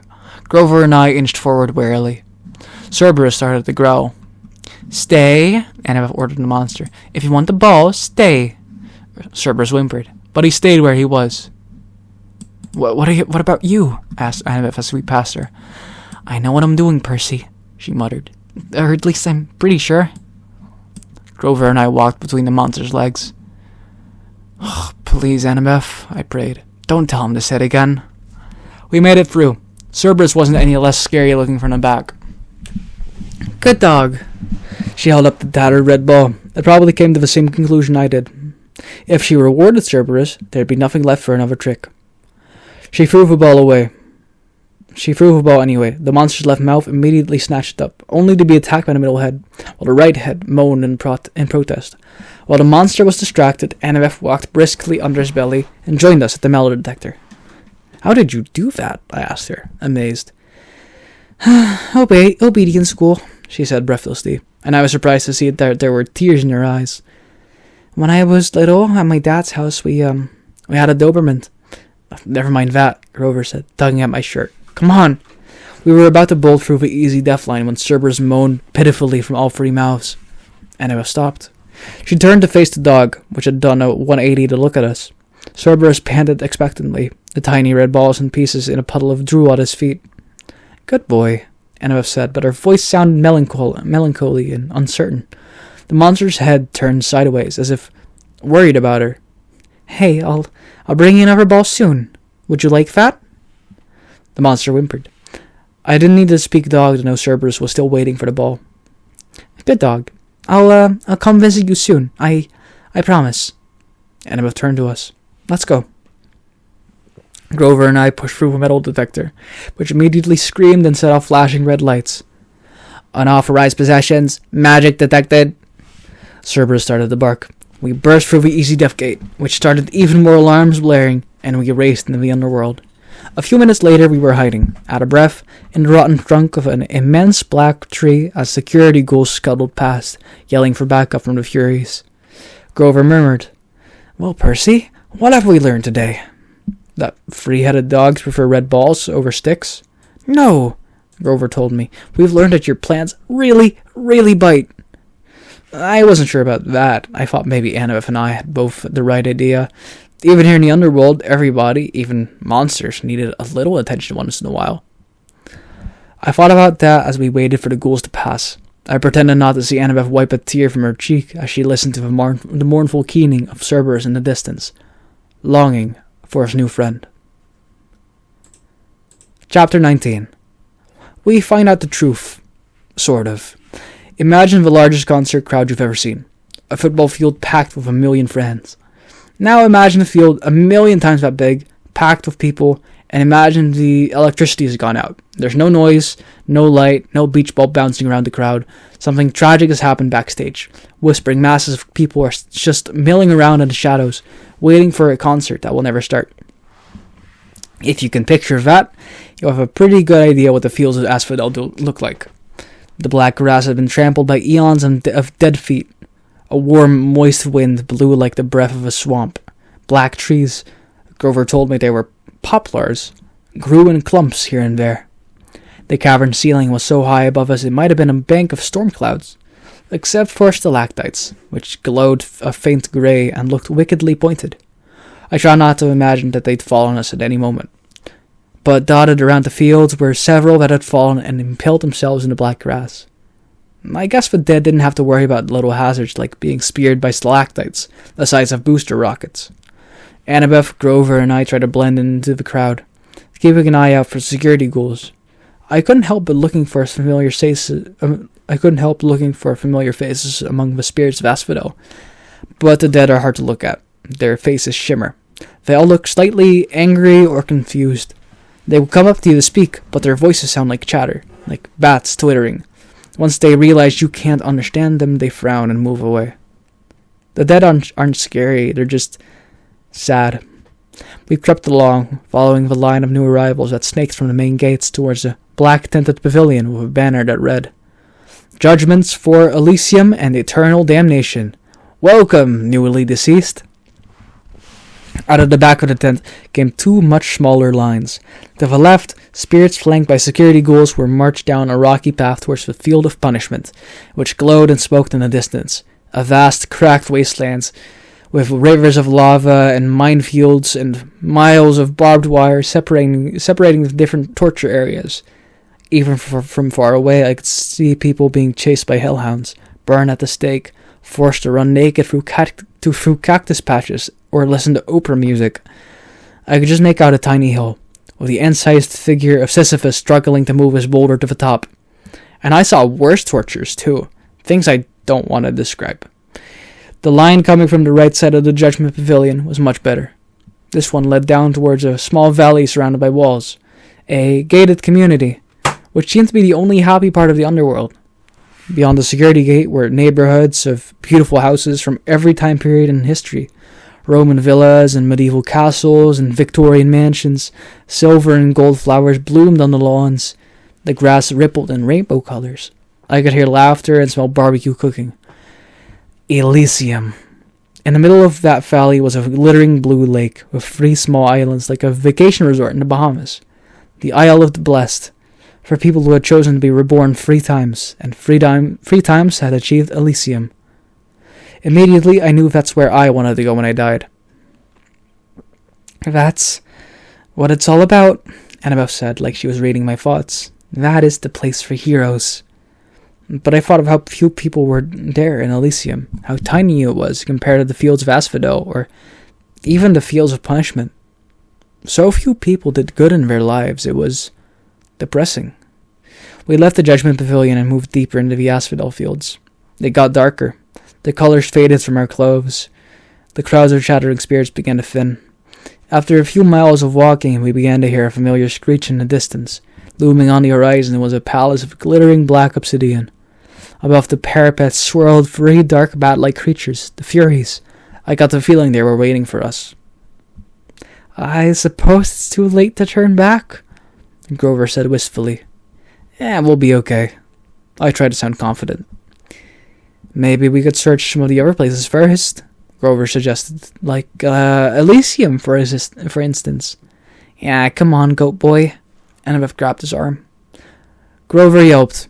His sneakers sprouted wings and his legs shot forward, pulling away from Annabeth. He landed flat on his back in the grass. Grover? Annabeth chided. Stop messing around. But I didn't. He yelped again. His shoes were flapping like crazy now.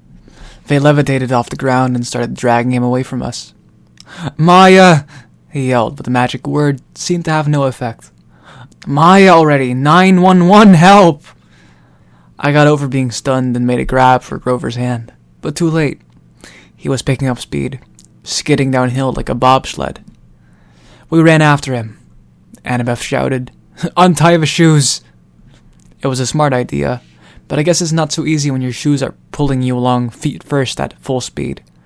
Grover tried to sit up, but he couldn't get close to the laces. We kept after him, trying to keep him in sight as he zipped between the legs of spirits who chattered at him in annoyance. I was sure Grover was going to barrel straight through the gates of Hades' palace, but his shoes veered sharply to the right and dragged him in the opposite direction. The slope got steeper. Grover picked up speed. Annabeth and I had to sprint to keep up. The cavern walls narrowed on either side, and I realized we'd entered some kind of side tunnel. No black grass or trees now, just rock underfoot, and the dim light of the stalactites above. Grover! I yelled, my voice echoing. Hold on to something! What? He yelled back. He was grabbing at gravel, but there was nothing big enough to slow him down. The tunnel got darker and colder. The hairs on my arm bristled. It smelled evil down here. It made me think of things I shouldn't even know about. Blood spilled on an ancient stone altar, the foul breath of a murderer. Then I saw what was ahead of us, and I stopped dead in my tracks. The tunnel widened into a huge dark cavern, and in the middle was a chasm the size of a city block. Grover was sliding straight towards the edge. Come on, Percy! Annabeth yelled, tugging at my wrist. But that's... I know, she shouted. The place you described in your dream. But Grover's going to fall in if we don't catch him. She was right, of course. Grover's predicament got me moving again. He was yelling, clawing at the ground, but the winged shoes kept dragging him towards the pit, and it didn't look like we could possibly get to him in time. What saved him were his hooves. The flying sneakers had always been a loose fit on him, and finally Grover hit a big rock and the left shoe came flying off. It sped into the darkness, down into the chasm. The right shoe kept tugging him along, but not as fast. Grover was able to slow himself down by grabbing onto the big rock and using it like an anchor.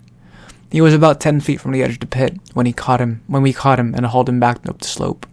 The other winged shoe tugged itself off, circled around us angrily, and kicked our heads in protest before flying off into the chasm to join its swim. We all collapsed, exhausted, on the obsidian gravel. My limbs felt like lead. Even my backpack seemed heavier, as if someone had filled it with rocks. Grover was scratched up pretty bad. His hands were bleeding. His eyes had gone split-pupilled, goat-styled, the way they did whenever he was terrified. I don't know how, he panted. I didn't... Wait, I said. Listen. I heard something. A deep whisper in the darkness. Another few seconds and Annabeth said, Percy, this place... Shh. I stood. The sound was getting louder. A muttering, evil voice from far, far below us coming up from the pit. Grover sat up. What's that noise? Annabeth heard it now too. I could see it in her eyes. Tartarus. That's the entrance to Tartarus. I uncapped Anaklusmos. The bronze sword expanded, gleaming in the darkness, and the evil voice seemed to falter, just for a moment, before resuming its chant. I could almost make out words now. Ancient words, older even than Greek, as if... Magic, I said. We have to get out of here, Annabeth said. Together, we dragged Grover to his hoofs and started back up the tunnel. My legs wouldn't move fast enough. My backpack weighed me down. The voice got louder and angrier behind us, and we broke into a run. Not a moment too soon. A cold blast of wind pulled at our backs, as if the entire pit were inhaling. And for a terrifying moment, I lost ground. My feet slipped in the gravel. If we'd been any closer to the edge, we would have been sucked in. We kept struggling forward and finally reached the top of the tunnel, where the cavern widened out into the fields of asphodel. The wind died. A wail of outrage echoed from deep in the tunnel. Something was not happy we'd gotten away. "What was that?" Grover panted, when we'd collapsed in the relative safety of a black poplar grove. "Was that one of Hades' pets?" Annabeth and I looked at each other. I could tell she was nursing an idea, probably the same one she'd gotten during the taxi ride to LA, but she was too scared to share it, and that was enough to terrify me. I kept my sword, put the pen back in my pocket. "Let's keep going." I looked at Grover. "Can you walk?" He swallowed. Yeah, sure. I never liked those shoes anyway." He tried to sound brave about it, but he was trembling as badly as Annabeth and I were. Whatever was in that pit was nobody's pet. It was unspeakably old and powerful. Even a kitten hadn't given me that feeling. I was almost relieved to turn my back on that tunnel and head forward to the Palace of Hades. Almost. The Furies circled the parapets, high in the gloom. The outer walls of the fortress glittered black, and the 2-story tall bronze gates stood wide open. Up close, I saw that the engravings on the gates were scenes of death. Some were from the modern times, an atomic bomb exploding over a city, a trench filled with gas mask-wearing soldiers, a line of African famine victims waiting with empty bowls. But all of them looked as if they'd been etched into the bronze thousands of years ago. I wondered if I was looking at prophecies that had come true. Inside the courtyard was the strangest garden I'd ever seen. Multicolored mushrooms, poisonous shrubs, and weird luminous plants grew without sunlight. Precious jewels made up for the lack of flowers. Piles of rubies as big as my fists, clumps of raw diamond standing there. And here, like frozen party guests, were Medusa's garden statues, petrified children, satyrs and centaurs, all smiling grotesquely. In the center of the garden was an orchard of pomegranate trees, their orange blooms neon bright in the dark. The garden of Persephone. Annabeth said, "Keep walking."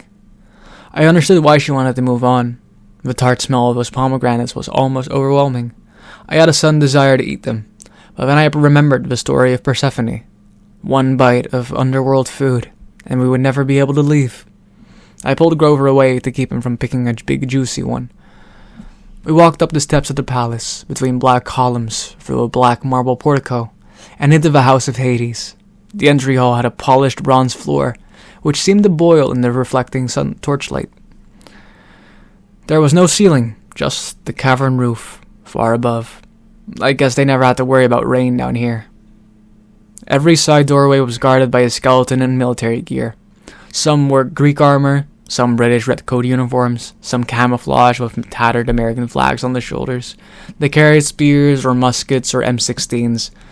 None of them bothered us, but their hollow eye sockets followed us as we walked down the hall, toward the big set of doors at the opposite end. 2 U.S. Marine skeletons guarded the doors. They grinned down at us, rocket-propelled grenade launchers held across their chest. "Hey, Grover mumbled. I bet Hades doesn't have trouble with door-to-door salesmen." My backpack weighed a ton now. I couldn't figure out why. I wanted to open it, check to see if I had somehow picked up a stray bowling ball, but this wasn't the time. "Well, guys," I said, "I suppose we should knock?" A hot wind blew down the corridor, and the door swung open. The guard stepped aside. "I guess that means entrez-vous," Annabeth said. The room inside looked just like in my dream, except this time the throne of Hades was occupied. He was the third god I'd met, but the first who really struck me as godlike. He was at least 10 feet tall, for one thing, and dressed in black silk robes and a crown of braided gold. His skin was albino white, his hair shoulder length and jet black. He wasn't bulked up like Ares, but he radiated power. He lounged on his throne of fused human bones, looking lithe, graceful, and dangerous as a panther. I immediately felt like he should be giving the orders. He knew more than I did. He should be my master. And then I told myself to snap out of it. Hades' aura was affecting me, just as Ares' had. A Lord of the Dead resembled pictures I'd seen of Adolf Hitler, or Napoleon, or the terrorist leaders who direct suicide bombers. Hades had the same intense eyes, the same kind of mesmerizing, evil charisma. You are brave to come here, son of Poseidon, he said in an oily voice. After what you've done to me, very brave indeed. Or perhaps you are simply foolish. Numbness crept into my joints, tempting me to lie down and just take a little nap at Hades' feet, curl up here and sleep forever. I fought the feeling and stepped forward. I knew what I had to say. Lord and Uncle, I come with 2 requests. Hades raised an eyebrow. When he sat forward in his throne, shadowy faces appeared in the folds of his black robes. Faces of torment, as if the garment were stitched of trapped souls from the fields of punishment, trying to get out. The ADHD part of me wondered, off task, whether the rest of his clothes were made the same way. What horrible things would you have to do in your life to get woven into Hades' underwear? Only 2 requests, Hades said. Arrogant child, as if you have not already taken enough. Speak then. It amuses me to not strike you dead yet. I swallowed. This was going about as well as I'd feared. I glanced at the empty, smaller throne next to Hades'. It was shaped like a black flower, gilded with gold. I wished Queen Persephone were here. I recalled something in the myths about how she could calm her husband's mood. But it was summer, of course. Persephone would be above in the world of light with her mother, the goddess of agriculture, Demeter. Her visits, not the tilt of the planet, created seasons. Annabeth cleared her throat. Her finger prodded me in the back. Hey, Lord Hades, I said. Look, sir, there can't be a war among the gods. It would be bad. Really bad, Grover added helpfully. Return Zeus's master bolt to me, I said. Please, sir, let me carry it to Olympus. Hades' eyes grew dangerously bright. You dare keep up this pretense after what you have done? I glanced back at my friends. They looked as confused as I was. Uncle? I said. You keep saying after what you've done. What exactly have I done? The throne room shook with a tremor so strong they probably felt it upstairs in L.A. Debris fell from the cavern ceiling. Doors burst open all along the walls, and skeletal warriors marched in, hundreds of them, from every time period and nation in Western civilization. They lined the perimeter of the room, blocking the exit. Hades bellowed. Do you think I want war, godling? I wanted to say, well, these guys don't look like peace activists, but I thought that might be a dangerous answer. Well, you are the Lord of the Dead, I said carefully. A war would expand your kingdom, right? A typical thing for my brothers to say. Do you think I need more subjects? Did you not see the sprawl of the asphodel fields?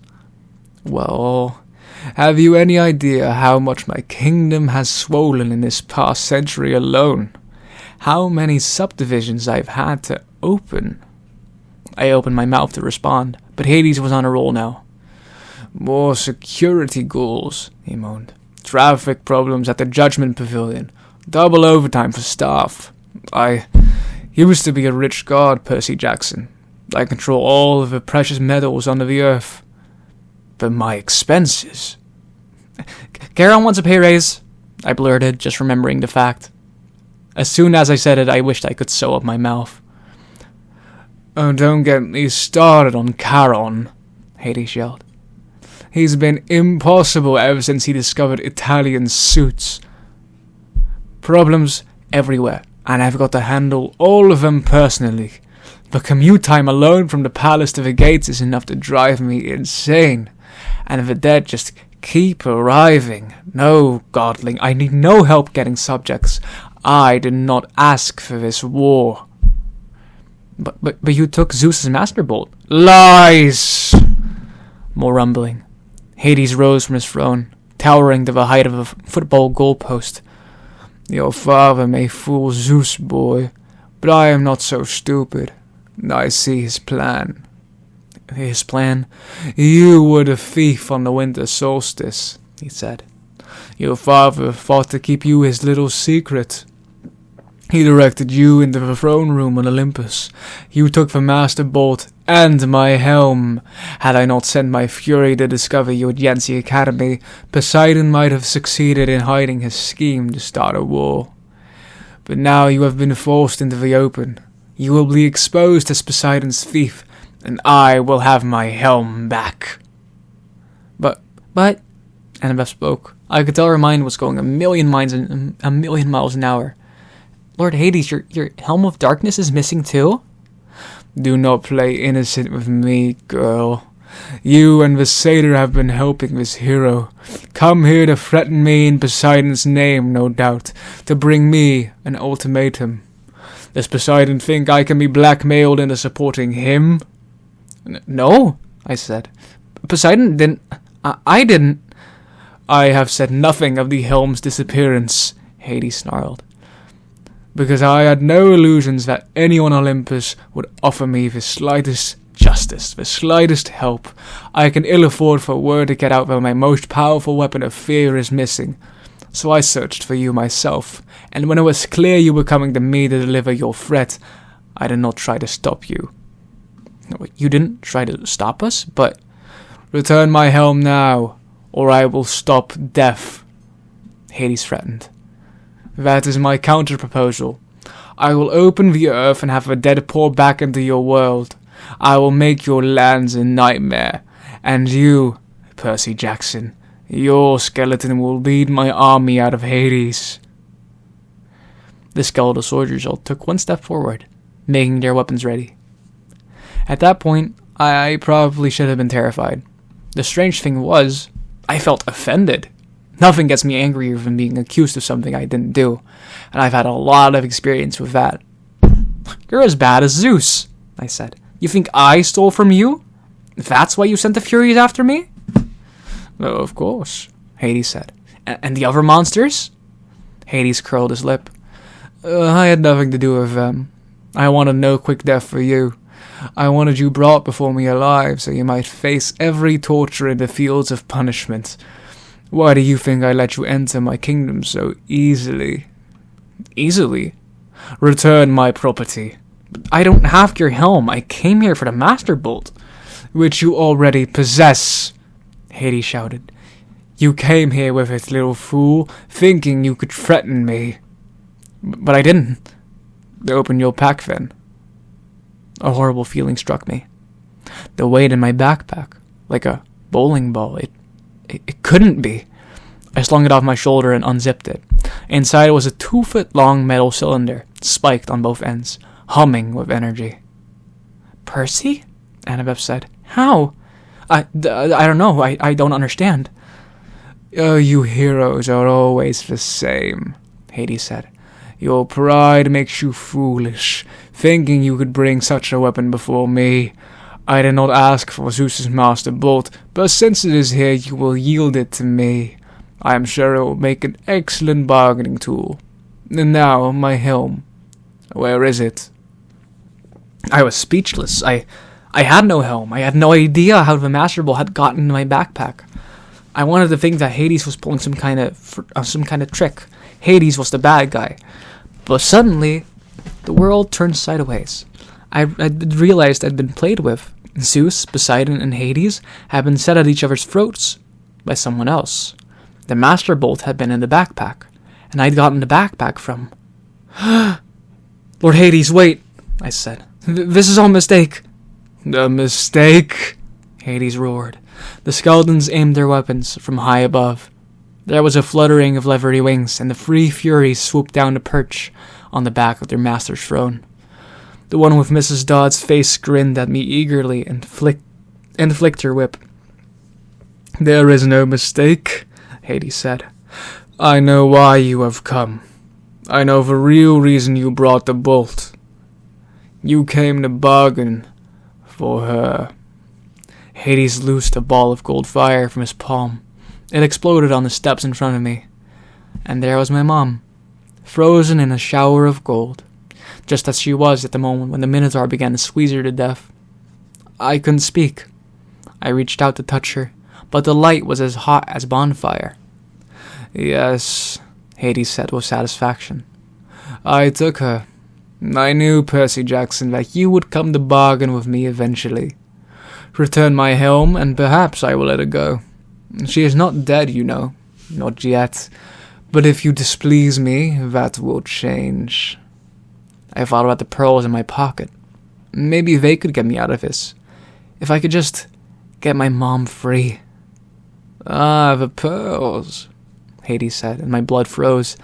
Yes, my brother and his little tricks. Bring them forth, Percy Jackson. My hand moved against my will and brought out the pearls.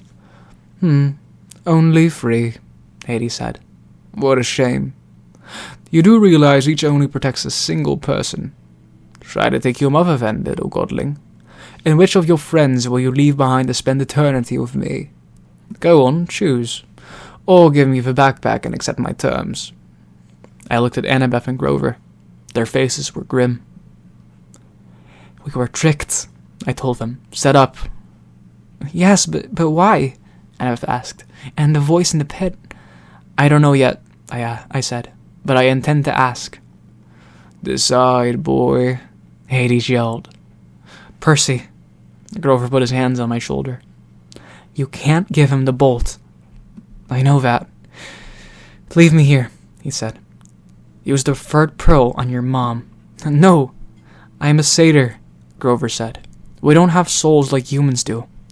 He can torture me until I die, but he won't get me forever. I'll just be reincarnated as a flower or something. It's the best way. No, Annabeth drew her bronze knife. You two go on. Grover, you have to protect Percy. You have to get your searcher's license and start your quest for Pan. Get his mom out of here. I'll cover for you. I plan to go down fighting. No way, Grover said. I am staying behind. Think again, goat boy, Annabeth said. Stop it, both of you. I felt like my heart was being ripped in two. They had both been with me through so much. I remember Grover dive-bombing Medusa in the statue garden, and Annabeth saving us from Cerberus. We'd survived Hephaestus' water landslide, the St. Louis Ark, the Lotus Casino. I had spent thousands of miles worried that I'd be betrayed by a friend. But these friends would never do that. They had done nothing but save me, over and over, and now they wanted to sacrifice their lives for my mom. I know what to do, I said. Take these. I handed them each a pearl. Annabeth said. But Percy... I turned and faced my mom. I desperately wanted to sacrifice myself and use the last pearl on her. But I knew what she would say. She would never allow it. I had to get the bolt back to Olympus and tell Zeus the truth. I had to stop the war. She would never forgive me if I saved her instead. I thought about the prophecy made at Half-Blood Hill, what seemed like 1,000,000 years ago. You will fail to save what matters most in the end. I'm sorry, I told her. I'll be back. I'll find a way. The smug look on Hades' face faded. He said, Godling? I'll find your helm, Uncle, I told him. I'll return it. And I remember about Charon's pay raise. Do not defy me. And it wouldn't hurt to play with Cerberus once in a while. He likes red rubber balls. Percy Jackson, you will not, I shouted. Now, guys. We smashed the pearls at our feet. For a scary moment, nothing happened. Hades yelled, Destroy them. The army of skeletons rushed forward, swords out, guns clicking to full automatic. The Furies lunged, their whips bursting into flame. And just as the skeletons opened fire, the pearl fragments at my feet exploded with a burst of green light and a gust of fresh sea wind. I was encased in a milky white sphere, which was starting to float off the ground. Annabeth and Grover were right behind me. Spears and bullets sparked harmlessly off the pearl bubbles as we floated up. Hades yelled with such rage the entire fortress shook, and I knew it was not going to be a peaceful night in L.A. Look up, Grover yelled. We're going to crash. And sure enough, we were racing right towards the stalactites, which I figured would pop our bullets to skewer us. How do you control these things? Annabeth shouted. I don't think you do, I shouted back. We screamed as the bubble slammed into the ceiling, and darkness. Were we dead? No, I could still feel the racing sensation. We were going up, right through solid rock, as easily as an air bubble in water. That was the power of the pearls, I realized. What belongs to the sea will always return to the sea. For a few moments, I couldn't see anything outside the smooth walls of my sphere, and then my pearl broke through on the ocean floor. The two other milky spheres, Annabeth and Grover, kept pace with me as we soared upward through the water, and kerblam! We exploded on the surface, in the middle of Santa Monica Bay, knocking a surfer off his board with an indignant, "Dude!" I grabbed Grover and hauled him over to a lifebuoy. I caught Annabeth and dragged her over too. A curious shark was circling us, great white, about 11 feet long. I said, "Beat it." The shark turned and raced away. The surfer screamed something about bad mushrooms and paddled away from us as fast as he could. Somehow I knew what time it was. Early morning, June 21st, the day of the summer solstice. In the distance, LA was on fire, plumes of smoke rising from neighborhoods all over the city. There had been an earthquake, all right, and it was Hades' fault. He was probably sending an army of the dead after me right now. But at the moment, the underworld wasn't my biggest problem. I had to get to shore. I had to get Zeus's thunderbolt back to Olympus. And most of all, I had to have a serious conversation with the god who tricked me. Chapter 20. I battle my jerk relative. A Coast Guard boat picked us up, but they were too busy to keep us for long, or how to wonder how 3 kids in street clothes had gotten out into the middle of the bay. There was a disaster to mop up. Their radios were jammed with distress calls. They dropped us off at Santa Monica Pier with towels around our shoulders and water bottles that said, "I'm a junior Coast Guard," and sped off to save more people. Our clothes were sopping wet, even mine. When the Coast Guard boat had appeared, I'd silently prayed that they wouldn't pick me out of the water and still find me perfectly dry, which might have raised some eyebrows. So I'd willed myself to get soaked, and sure enough, my usual waterproof magic had abandoned me. I was also barefoot, because I had given my shoes to Grover. Better the Coast Guard wonder why one of us was barefoot than wonder why one of us had hooves. After reaching dry land, we stumbled down the beach, watching the city burn against a beautiful sunrise. I felt as if I'd just come back from the dead, which I had. My backpack was heavy with Zeus's master bolt. My heart was even heavier from seeing my mom. I don't believe it, Annabeth said. We went all that way. It was a trick, I said. A strategy worthy of Athena. Hey, she warned. I mean, you'll get it, don't you? She dropped her eyes, and her anger fading. Yeah, I get it. Well, I don't, Grover complained. Would somebody... Percy, Annabeth said. I'm sorry about your mother. I'm so sorry. I pretended not to hear. If I talked about my mom, I was going to start crying like a little kid. The prophecy was right, I said. You shall go west and face the god who has turned. But it wasn't Hades. Hades didn't want war among the big 3. Someone else pulled off the theft. Someone stole Zeus's master bolt and Hades' helm, and framed me because I'm Poseidon's kid. Poseidon will get blamed by both sides. By sundown today, there will be a 3-way war, and I'll have caused it. Grover shook his head, mystified. But who would be that sneaky? Who would want a war that bad? I stopped my tracks, looking down the beach. Gee, let me think. And there he was, waiting for us, in his black leather duster and sunglasses, an aluminum baseball bat propped on his shoulder. His motorcycle rumbled beside him, its headlight turning the sand red. Hey, kid, Ares said, seeming genuinely pleased to see me. You were supposed to die. You tricked me, I said. You stole the helm and the master bolt. Ares grinned. Hey, well now, I didn't steal them personally. Gods taking each other's symbols of power, that's a big no-no.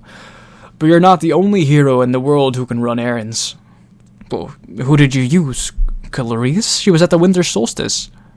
The idea seemed to amuse him. It doesn't matter. The point is, kid, you're impeding the war effort. See, you gotta die in the underworld. Then old Seaweed will be mad at Hades for killing you. corpse ref will have Zeus's master bolt, so Zeus will be mad at him. And Hades is still looking for this. From his pockets, he took out a ski cap, the kind of bank robbers wear, and placed it between the handlebars of his bike. Immediately, the cap transformed into an elaborate bronze war helmet. "The Helm of Darkness," Grover gasped. "Exactly," Ares said. "Now, where was I? Oh yeah, Hades will be mad at both Zeus and Poseidon, because, well, he doesn't know who took this. Pretty soon, we've got a nice little freeway slugfest going." But they're your family," Annabeth protested. Ares shrugged. "Best kind of war. Always the bloodiest. Nothing like watching your relatives fight, I always say." You gave me the backpack in Denver," I said. "The Master Bolt was in there the whole time." Well, yes and no," Ares said. "It's probably too complicated for your little mortal brain to follow, but the backpack is the Master Bolt's sheath. Just morphed a bit. See if a bolt's connected to it. Sorta like that sword you got, kid. I mean, it always returns to your pocket, right?" I wasn't sure how Ares knew about that, but I guess a god of war had to make his business to know about weapons. "Anyway," Ares continued, "I tinkered with the magic a bit, so the bolt would only return to the sheath once you reach the underworld. You get close to Hades, bingo, you got mail. If you died along the way, no loss. I still had the weapon." "But why not just keep the Master Bolt for yourself?" I said. "Why send it to Hades?" Ares got a twitch in his jaw. For a moment, it was almost as if he were listening to another voice deep inside his head. "Why didn't, with that kind of firepower?" He held the trance for 1 second, 2 seconds. I exchanged nervous looks with Annabeth. Ares' face cleared. "Look, I didn't want the trouble. Better to have you caught red-handed holding the thing." "You're lying," I said. "Sending the bolt to the underworld wasn't your idea, was it?" "Of course it was." Smoke drifted up from the sunglasses, as if they were about to catch fire. "You didn't order the theft," I guessed. "Someone else sent a hero to steal the 2 items. Then, when Zeus sent you to hunt him down, you caught the thief. But you didn't turn him over to Zeus. Something convinced you to let him go. You kept the items until another hero could come along and complete the delivery. That thing in a pit is ordering you around." "I am the god of war. I take orders from no one. I don't even have dreams." I hesitated. Who said anything about dreams? Ares looked agitated, but he tried to cover it up with a smirk. "Hey, let's get back to the problem at hand, kid. You're alive. I can't have you taking that bolt to Olympus. You just might get those hard-headed idiots to listen to you. So I gotta kill you. Look, nothing personal." He snapped his fingers. The sand exploded at his feet, and out charged a wild boar, even larger and uglier than the ones whose head hung above the door of the cabin 7 at Camp Half-Blood. The beast pawed the sand, glaring at me with beady eyes as it lowered its razor-sharp tusks and waited for the command to kill. I stepped into the surf. "Fight me yourself, Ares." He laughed, but I heard a little edge to his laughter, and uneasiness. You got only one talent, kid. Running away. You ran from the Chimera. You ran from the underworld. You don't have what it takes." "Scared?" "Yeah, right, in your adolescent dreams." But his sunglasses were starting to melt from the heat of his eyes. "No direct involvement. Sorry, kid, you're not on my level." Annabeth said, "Percy, run!" The giant boar charged. But I was done running from monsters, or Hades, or Ares, or anybody. As the boar rushed me, I uncapped my pen and sidestepped. Riptide appeared in my hands. I slashed upwards. The boar's severed right tusk fell at my feet, while the disoriented animal charged into the sea. I shouted, "Wave!"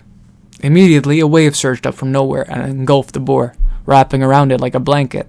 The beast squealed once in terror, and then it was gone, swallowed by the sea. I turned back to Ares. "Are you going to fight me now?" I asked. "Or are you going to send another one of your pet pigs?" Ares' face was purple with rage. "Hey, watch it, kid. I could turn you into a cockroach," I said. "Or a tapeworm. Yeah, I'm sure. That'd save you from getting your godly hide whip, wouldn't it?" Flames danced along the top of his glasses. "Oh man, you are really asking to be smashed into a grease pot. If I lose, turn me into anything you want. Take the bolt. If I win, the helm and the bolt are mine and you have to go away." Ares sneered. He swung the baseball bat off his shoulder. "So, how would you like to get smashed? Classic or modern?" I showed him my sword. "Hey, that's cool, dead boy," he said. "Classic it is." The baseball bat changed into a huge two-handed sword. The hilt was a large silver skull with a ruby in its mouth. "Percy," Annabeth said, "don't do this. He is a god." "He's a coward," I told her. She swallowed. "Wear this at least, for luck." She took off her necklace, with her 5 years' worth of camp beads and the ring of her father, and tied it around my neck. "Reconciliation," she said. "Athena and Poseidon together." My face felt a little warm, but I managed to smile. "Thanks. And take this," Grover said. He handed me a flattened tin can that he'd probably been saving in his pocket for 1,000 miles. "The satyrs stand behind you." "Grover, I don't know what to say." He patted me on the shoulder. I stuffed the tin can in my back pocket. "All right, you all done saying goodbye?" Ares came toward me, his black leather dusters trailing behind him, his sword glinting like fire in the sunrise. "I've been waiting for an eternity, kid. My strength is unlimited, and I cannot die. What have you got?" A smaller ego, I thought, but I said nothing. I kept my feet in the surf, backing into the water up to my ankles. I thought back to what Annabeth had said at the Denver diner. So long ago. Ares is strength. That's all he has. Even strength has to bow to wisdom sometimes. He cleaved downward to my head, but it wasn't there. My body fought for me. The water seemed to push me into the air, and I catapulted over him, slashing as I came down. But Ares was just as quick. He twisted, and the strike that should have caught him directly in the spine was deflected off the end of his sword hilt. He grinned. "Hey, not bad, not bad." He slashed again, and I was forced to jump on the dry land. I tried to sidestep to get back into the water, but Ares seemed to know what I wanted. He outmaneuvered me, pressing so hard I had to put all my concentration on not getting sliced into pieces. I kept backing away from the surf. I couldn't find any openings to attack. His sword had a reach several feet longer than Anaklusmos. "Getting close," Luca told me once, back in our sword class. "When you've got the shorter blade, getting close." I stepped inside with a thrust, but Ares was waiting for that. He knocked my blade out of my hands and kicked me in the chest. I went airborne, 20, maybe 30 feet. I would have broken my back if I hadn't crashed into the soft sand of a dune. "Percy!" Annabeth yelled. "Cops!" I was seeing double. My chest felt like I'd just been hit with a battering ram, but I managed to get to my feet. I couldn't look away from Ares for fear he'd slice me in half, but out of the corner of my eye I saw red lights flashing on the shoreline boulevard. Car doors were slamming. "There, officer," somebody yelled. "See?" A gruff cop voice. "Hey, it looks like that kid from TV. What the heck?" "Hey, that guy's armed," another cop said. "Call for backup." I rolled to one side as Ares' blade slashed the sand. I ran for my sword, scooped it up, and launched a swipe at Ares' face, only to find my blade deflected again. Ares seemed to know exactly what I was going to do the moment before I did it. I stepped back towards the surf, forcing him to follow. "Admit it, kid," Ares said. "You got no hope. I'm just toying with you." My senses were working overtime. I now understood what Annabeth had said about ADHD keeping you alive in battle.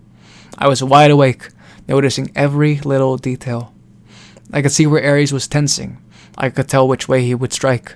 At the same time, I was aware of Annabeth and Grover. 30 feet to my left, I saw a second cop car pulling up, sirens wailing.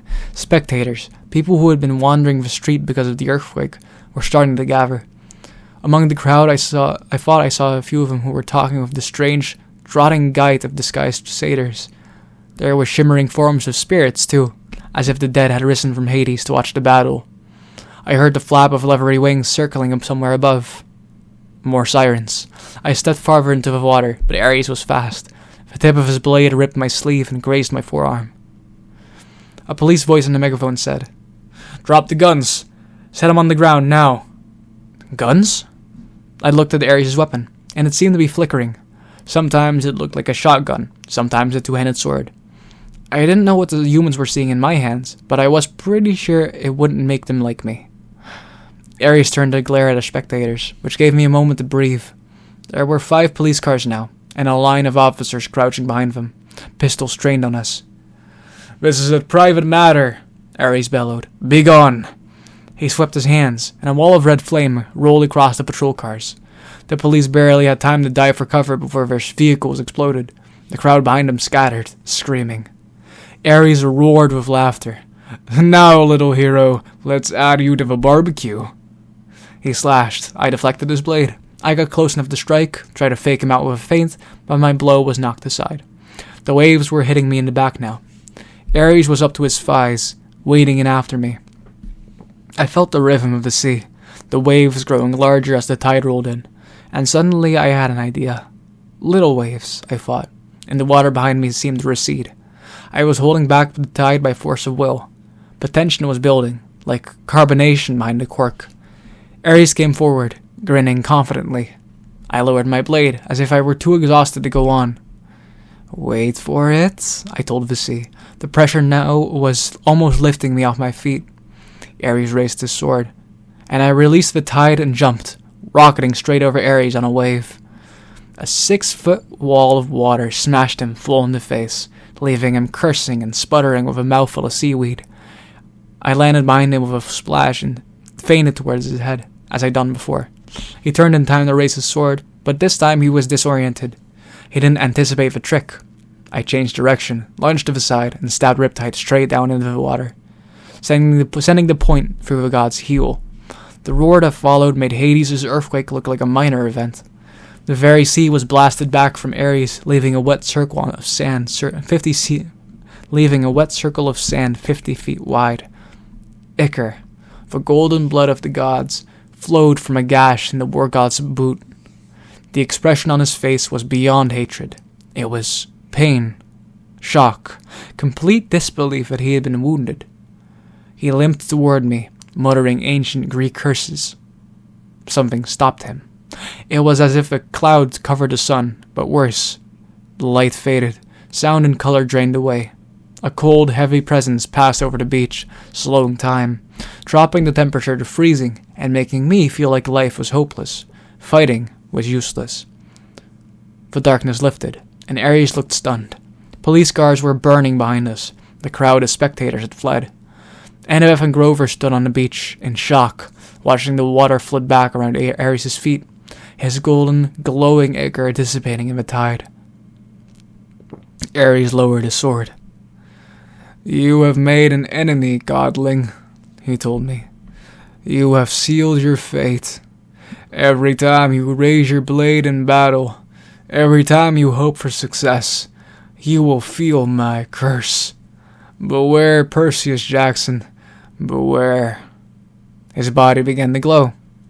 "Percy!" Annabeth shouted. "Don't watch!" I turned away as the god Ares revealed his true, immortal form. I somehow knew that if I looked, I would disintegrate in the ashes. The light died. I looked back. Ares was gone.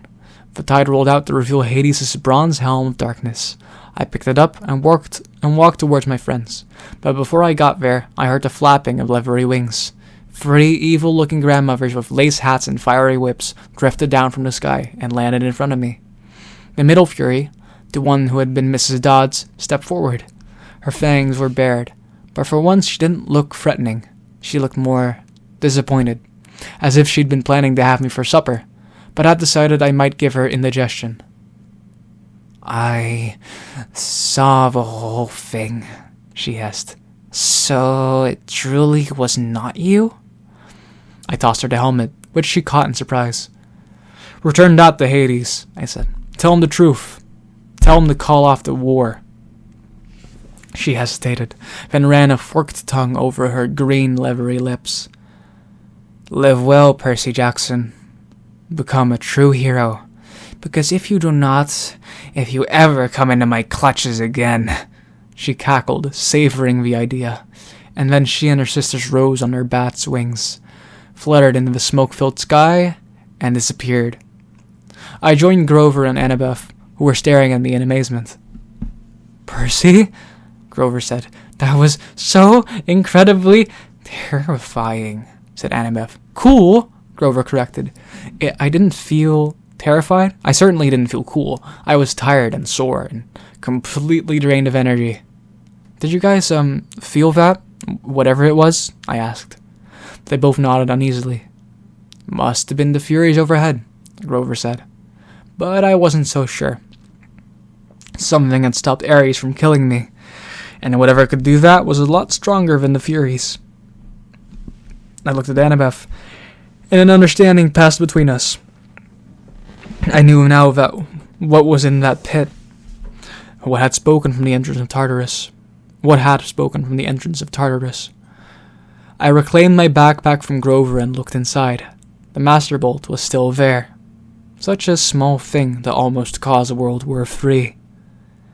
"We have to get back to New York," I said. "By tonight." That's impossible," Annabeth said. Unless we fly," I agreed. She stared at me. "Fly, like in an airplane, which you were warned never to do unless Zeus strike you out of the sky. And carrying a weapon that has more destructive power than a nuclear bomb?" "Yeah," I said. "Pretty much exactly like that. Come on." Chapter 21. I settled my tab. It's funny how humans can wrap their minds around things and fit them in their version of reality. Chiron told me that long ago. As usual, I didn't appreciate his wisdom until much, much later. According to LA News, the explosion at Santa Monica Beach had been caused when a crazy kidnapper fired a shotgun at a police car. He accidentally hit a gas main that had ruptured during an earthquake. This crazy kidnapper, aka Ares, was the same man who had abducted me and 2 other adolescents in New York and brought us across country on a 10-day odyssey of terror. Poor little Percy Jackson wasn't an international criminal after all. He'd caused a commotion on that Greyhound bus in New Jersey trying to get away from his captor, and afterwards, witnesses would even swear they had seen the leather-clad man on the bus. Why didn't I remember him before? The crazy man had caused the explosion in the St. Louis Ark. After all, no kid could have done that. A concerning waitress in Denver had seen the man threatening his abductees outside their diner, gotten a friend to take a photo, and notified the police. Finally, brave Percy Jackson, I was beginning to like the kid, had stolen a gun from his captor in LA and battled him shotgun to rifle on the beach. Police had arrived just in time, but in the spectacular explosion, 5 police cars had been destroyed and the captor had fled. No fatalities had occurred. Percy Jackson and his 2 friends were safely in police custody. The reporters fed us this whole story. We just nodded and acted tearful and exhausted, which wasn't hard, and played victimized kids for the cameras. "All I want," I said, choking back my tears, "is to see my loving stepfather again. Every time I saw him on TV calling me a delinquent punk, I knew somehow we would be okay. And if I knew he'll want to reward each and every person in this beautiful city of LA with a free major appliance from his store, here's the phone number." The police and reporters were so moved that they passed around the hat and raised money for free tickets on the next plane to New York. I was there I knew that there was no choice but to fly. I hoped Zeus would cut me some slack, considering the circumstances, but it was still hard to force myself on board the flight. Takeoff was a nightmare. Every spot of turbulence was scarier than a Greek monster. I didn't unclench my hands from the armrest until we touched down safely at LaGuardia. The local press was waiting for us outside security, but we managed to evade them thanks to Annabeth, who lured them away in her invisible Yankees cap, shouting, "They're over by the frozen yogurt, come on!" Then rejoined us at the baggage claim. We split up at the taxi stand. I told Annabeth and Grover to get back to the Half-Blood Hill, let Chiron know what had happened. They protested, and it was hard to let them go after all we'd been through. But I knew I had to do this last part of the quest by myself. If things went wrong, if the gods didn't believe me, I wanted Annabeth and Grover to survive to tell Chiron the truth. I hopped in a taxi and headed into Manhattan. 30 minutes later, I walked into the lobby of the Empire State Building. I must have looked like a homeless kid, with my tattered clothes and my scraped-up face. I hadn't slept in at least 24 hours. I went up to the guard at the front desk and said, 600th floor. He was reading a huge book with a picture of a wizard on the front. I wasn't much into fantasy, but the book must have been good, because the guard took a while to look up. "There's no such floor, kiddo. I need an audience with Zeus." He gave me a vacant smile. Sorry? You heard me. I was about to decide if this guy was just a regular mortal, and I'd better run for it before he called the straitjacket patrol, when he said, "No appointment, no audience, kiddo. Lord Zeus doesn't see anyone unannounced." "Oh, I think he'll make an exception." I slipped off my backpack and unzipped the top. The guard looked inside at the metal cylinder, not getting what it was for a few seconds, and then his face went pale. "That isn't." "Yes, it is," I promised. "You want me to take it out and—" No. He scrambled out of his seat, fumbled around his desk for a keycard, and then handed it to me. "Insert this in the security slot. Make sure nobody else is in the elevator with you." I did as he told me. As soon as the elevator doors closed, I slipped the keys into the slot. The card disappeared, and a new button appeared on the console. A red one that said 600. I pressed it, and waited, and waited. Music played. Raindrops keep falling on my head. Finally, ding! The door slid open. I stepped out and almost had a heart attack. I was standing on a narrow stone walkway in the middle of the air. Below me was Manhattan, from the height of an airplane. In front of me, white marble steps wound up the spine of a cloud into the sky. My eyes followed the stairway to its end, where my brain just could not accept what I saw. Look again, my brain saw. We're looking, my eyes insisted. It's really there. From the top of the clouds rose the decapitated peak of a mountain, its summit covered with snow. Clinging to the mountainside were dozens of multi-leveled palaces, a city of mansions, all with white columned porticos, gilded terraces, and bronze braziers glowing with 1,000 fires. Roads wound crazily up to the peak, where the largest palace gleamed against the snow. Precariously perched gardens bloomed with olive trees and rose bushes. I could make out an open-air market filled with colorful tents, a stone amphitheater built on one side of a mountain, a hippodrome and a coliseum on the other. It was an ancient Greek city, except it wasn't in ruins. It was new and clean and colorful, the way Athens must have looked 2,500 years ago. This place can't be here, I told myself. The tip of a mountain hanging over New York City like a billion-ton asteroid? How could something like that be anchored above the Empire State Building, in plain sight of millions of people, and not get noticed? But here it was, and here I was.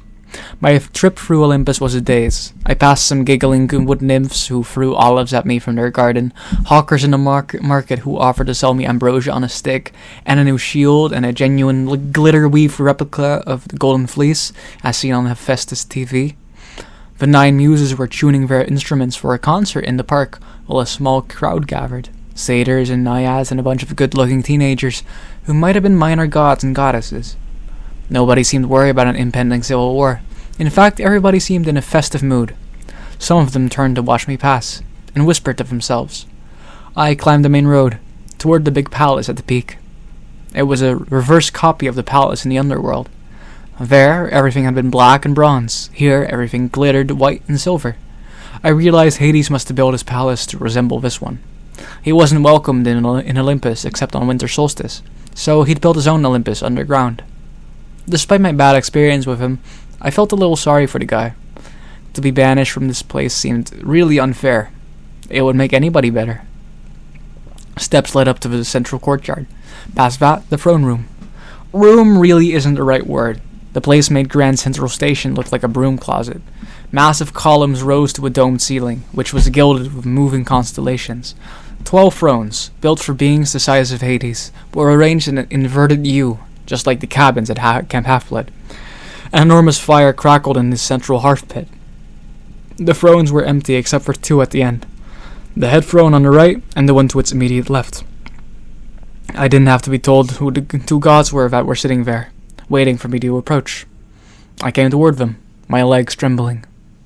The gods were in giant human form, as Hades had been. But I could barely look at them without feeling a tingle, as if my body were starting to burn. Zeus, the lord of the gods, wore a dark blue pinstriped suit. He sat on a simple throne on solid platinum. He had a well-trimmed beard, marbled gray and black like a storm cloud. His face was proud and handsome and grim, his eyes a rainy gray. As I got nearer to him, the air crackled and smelled of ozone. The god sitting next to him was his brother, without a doubt, but he was dressed very differently. He reminded me of a beachcomber from Key West. He wore leather sandals, khaki Bermuda shorts, and a Tommy Bahama shirt with coconuts and parrots all over it. His skin was deeply tanned, his hands scarred like an old-time fisherman's. His hair was black, like mine. His face had that same brooding look that had always gotten me branded a rebel. But his eyes, sea green like mine, were surrounded by sun crinkles that told me he smiled a lot too. His throne was a deep-sea fisherman's chair. It was the simple, swiveling kind, with a black leather seat and a built-in holster for a fishing pole. Instead of a pole, the holster held a bronze trident, flickering with green light around the tips. The gods weren't moving or speaking, but there was tension in the air, as if they just finished an argument. I approached the fisherman's throne and knelt at his feet. "Father." I dared not look up. My heart was racing. I could feel the energy emanating from the two gods. If I said the wrong thing, I had no doubt that they could blast me in the dust. To my left, Zeus spoke. "Should you not address the master of this house first, boy?" I kept my head down and waited. "Peace, brother," Poseidon finally said. His voice stirred my oldest memories, that warm glow I remembered as a baby, the sensation of his god's hand on my forehead. "The boy defers to his father. This is only right." "You still claim him, then?" Zeus asked, menacingly. "You claim this child whom you sired against our sacred oath." "I have admitted my wrongdoing," Poseidon said. Now I would hear him speak. Wrongdoing. A lump welled up in my throat. Was that all I was? A wrongdoing? The result of a god's mistake? "I have spared him once already," Zeus grumbled. "Daring to fly through my domain. Pah!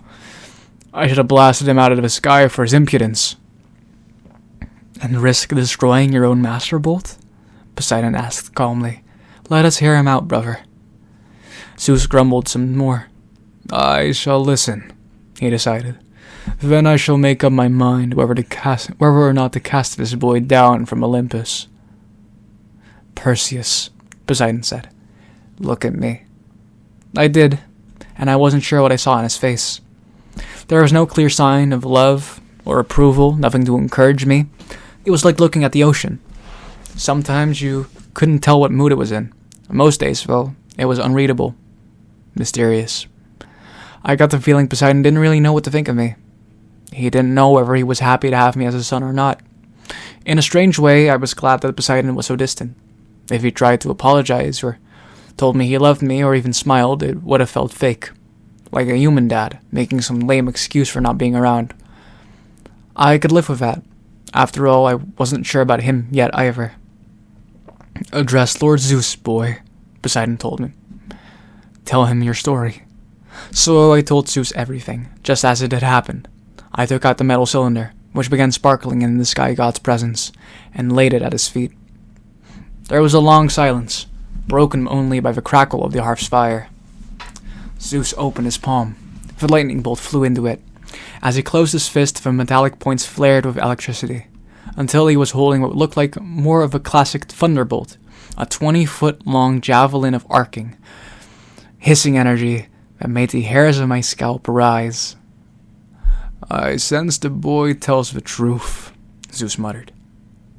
"But that Ares would do such a thing, it is most unlike him."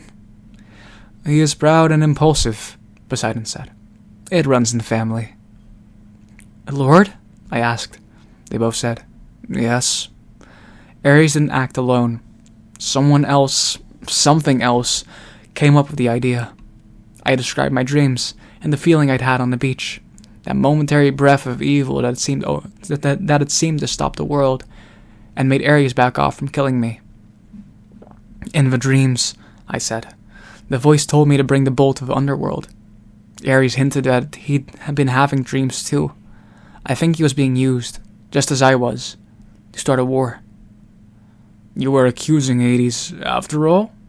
Zeus asked. No, I said. I mean, Lord Zeus, I have been in the presence of Hades. This feeling on the beach was different. It was the same thing I felt when I got close to that pit. That was the entrance to Tartarus, wasn't it? Something powerful and evil is stirring down there. Something even older than the gods. Poseidon and Zeus looked at each other. They had a quick, intense discussion in ancient Greek. I only caught one word. Father. Poseidon made some kind of suggestion, but Zeus cut him off. Poseidon tried to argue, and Zeus held up his hand, angrily. We will speak of this no more, Zeus said. I must go personally to purify this thunderbolt in the waters of Lemnos, to remove the human taint from its metal. He rose and looked at me. His expression softened with just a fraction of a degree. You have done me a service, boy. Few heroes could have accomplished as much. Well, I had help, sir, I said. Grover Underwood and Annabeth Chase. To show you my thanks, I shall spare your life. I do not trust you, Percy Jackson. I do not like what your arrival means for the future of Olympus, but for the sake of peace in the family, I shall let you live. Thank you, sir. Do not presume to fly again. Do not let me find you here when I return. Otherwise you shall taste this bolt, and it shall be your last sensation. Thunder shook the palace. With a blinding flash of lightning, Zeus was gone. I was alone in the throne room with my father. Your uncle, Poseidon sighed, has always had a flair for dramatic exits. I think he would have done well as the god of theater. An uncomfortable silence. Sir, I said, what was in that pit? Poseidon regarded me. Have you not guessed? Kronos, I said, the king of the Titans. Even in the throne room of Olympus, far away from Tartarus, the name Kronos darkened the room, made the hearth fire seem not quite so warm on my back. Poseidon gripped his trident.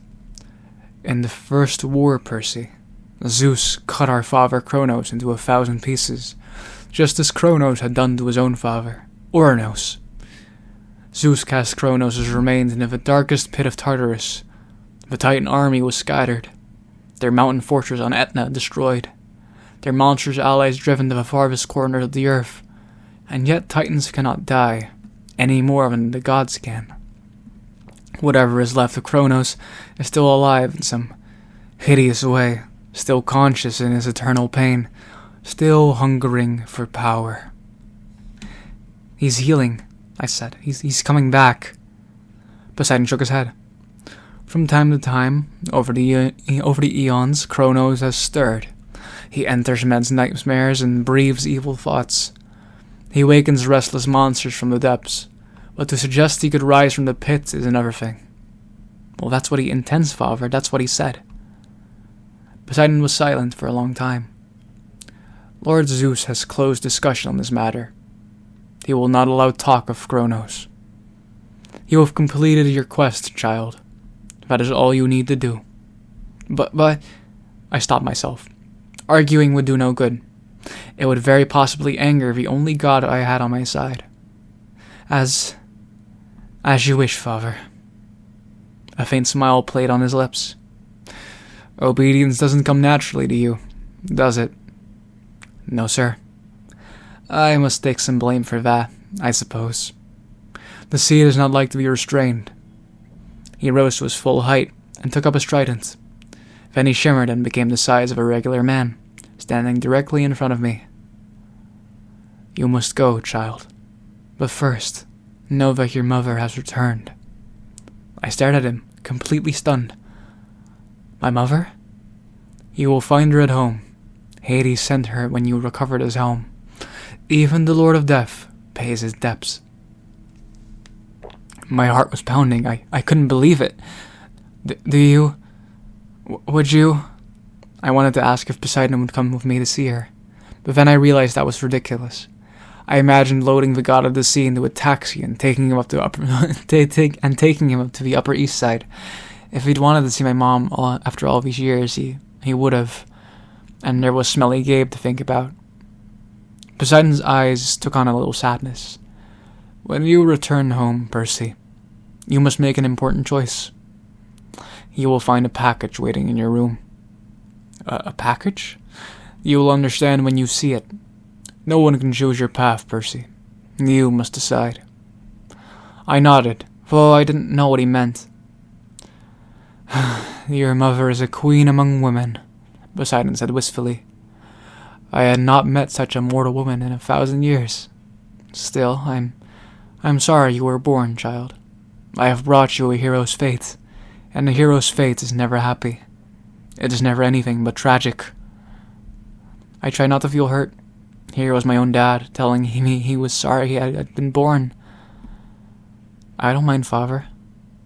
Not yet, perhaps, he said.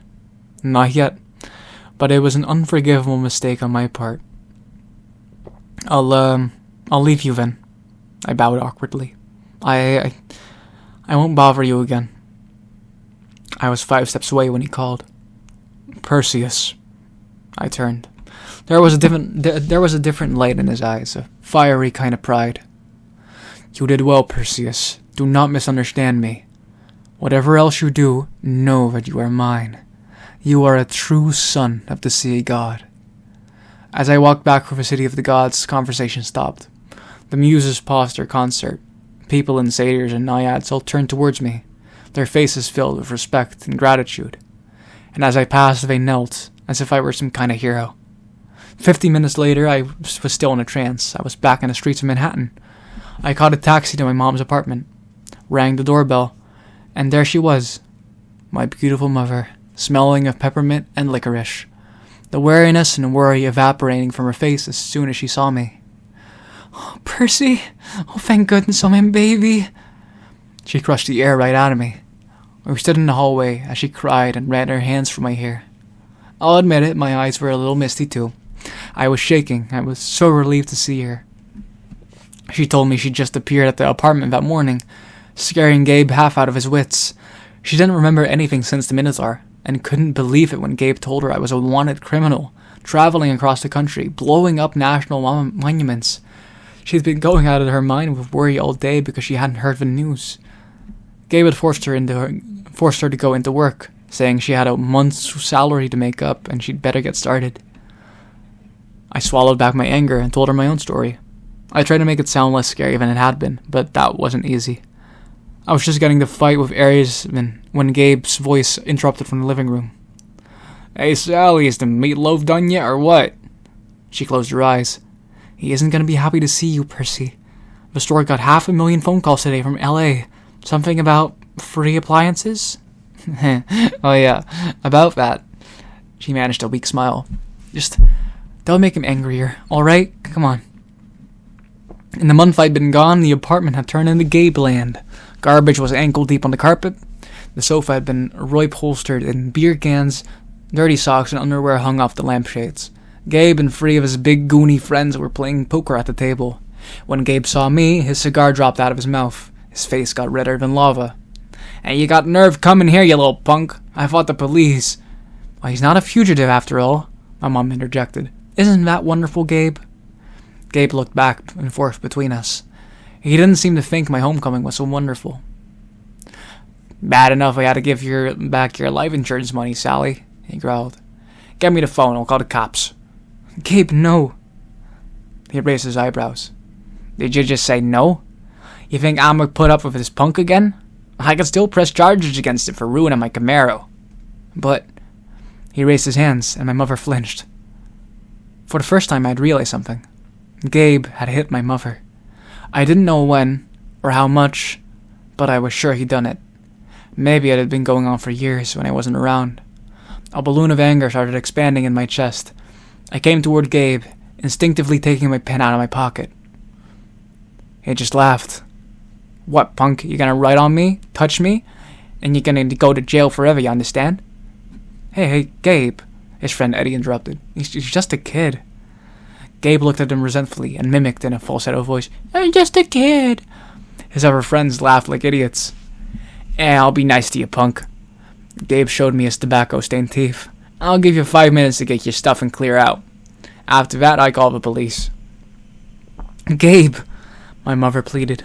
He ran away," Gabe told her. "Let him stay gone."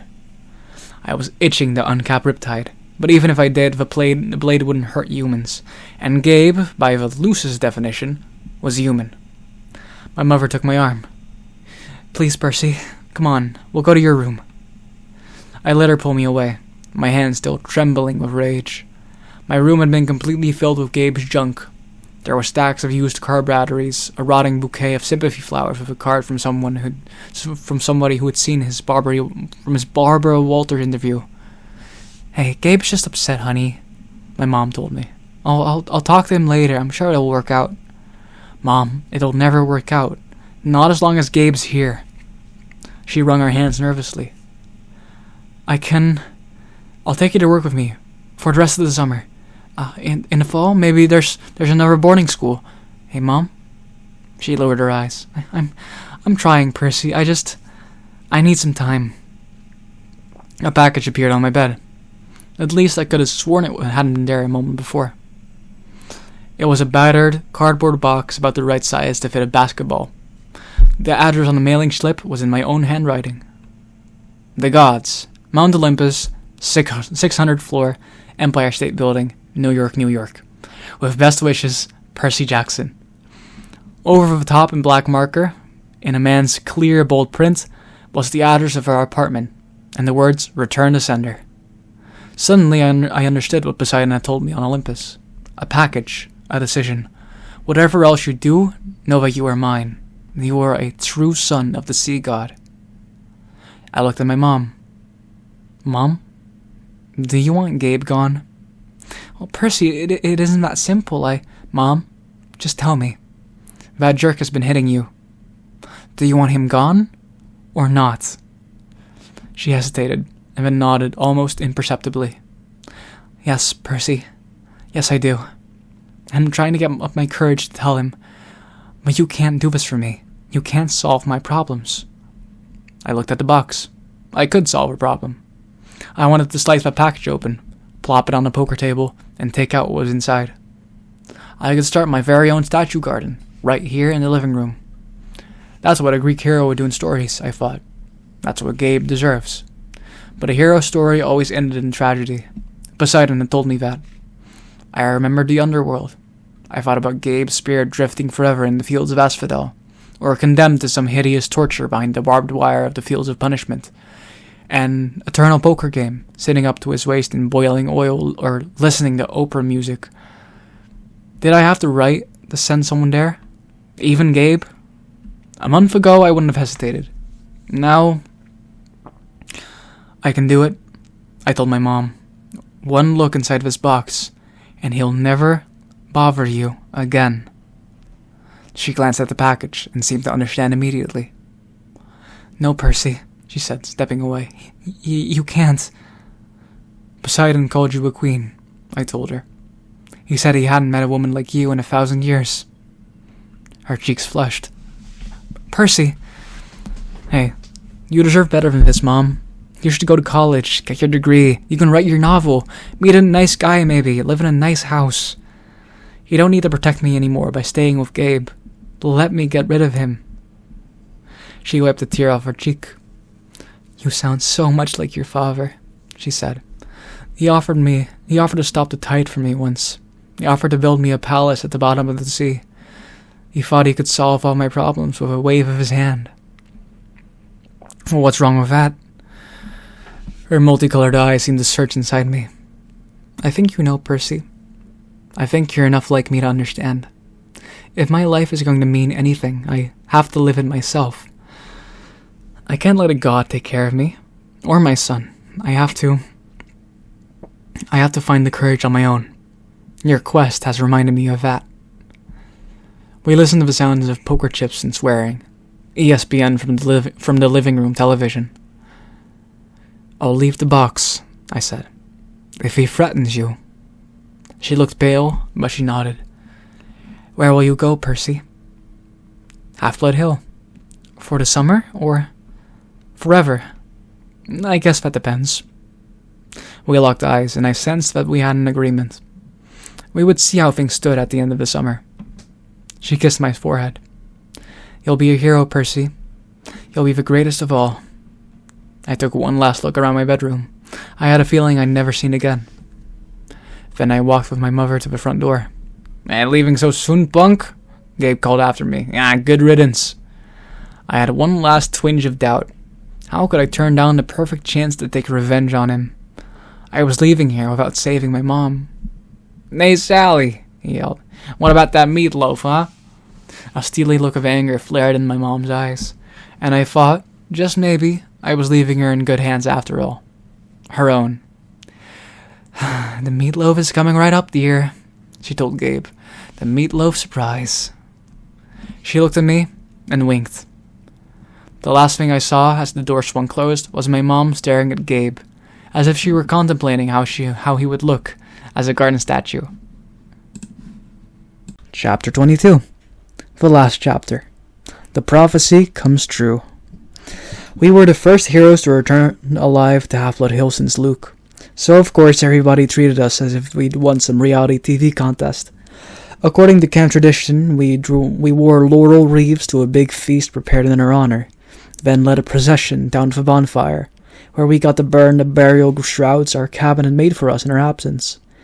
Annabeth's shroud was beautiful, grey silk with embroidered owls. I told her it seemed a shame not to bury her in it, and she punched me and told me to shut up. Being the son of Poseidon, I didn't have any cabin mates, so the Ares cabin had volunteered to make my shroud. They'd taken an old bedsheet and painted smiley faces with X'd out eyes around the border, and the word loser painted really big in the middle. It was fun to burn. As Apollo's cabin let me sing along and passed out s'mores, I was surrounded by my old Hermes cabin mates, Annabeth's friends from Athena, and Grover's satyr buddies, who were admiring the brand new searcher's license he'd received from the Council of the Cloven Elders.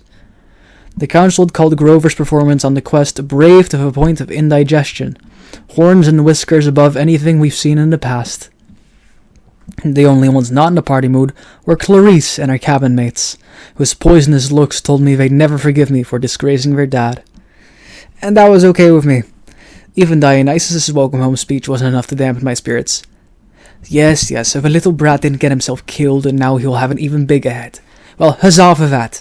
In other announcements, there will be no canoe race this Saturday. I moved back in cabin 3, but it didn't feel so lonely anymore. I had my friends to train with during the day. At night, I'd lay awake and listen to the sea, knowing my father was out there. Maybe he wasn't quite sure about me yet.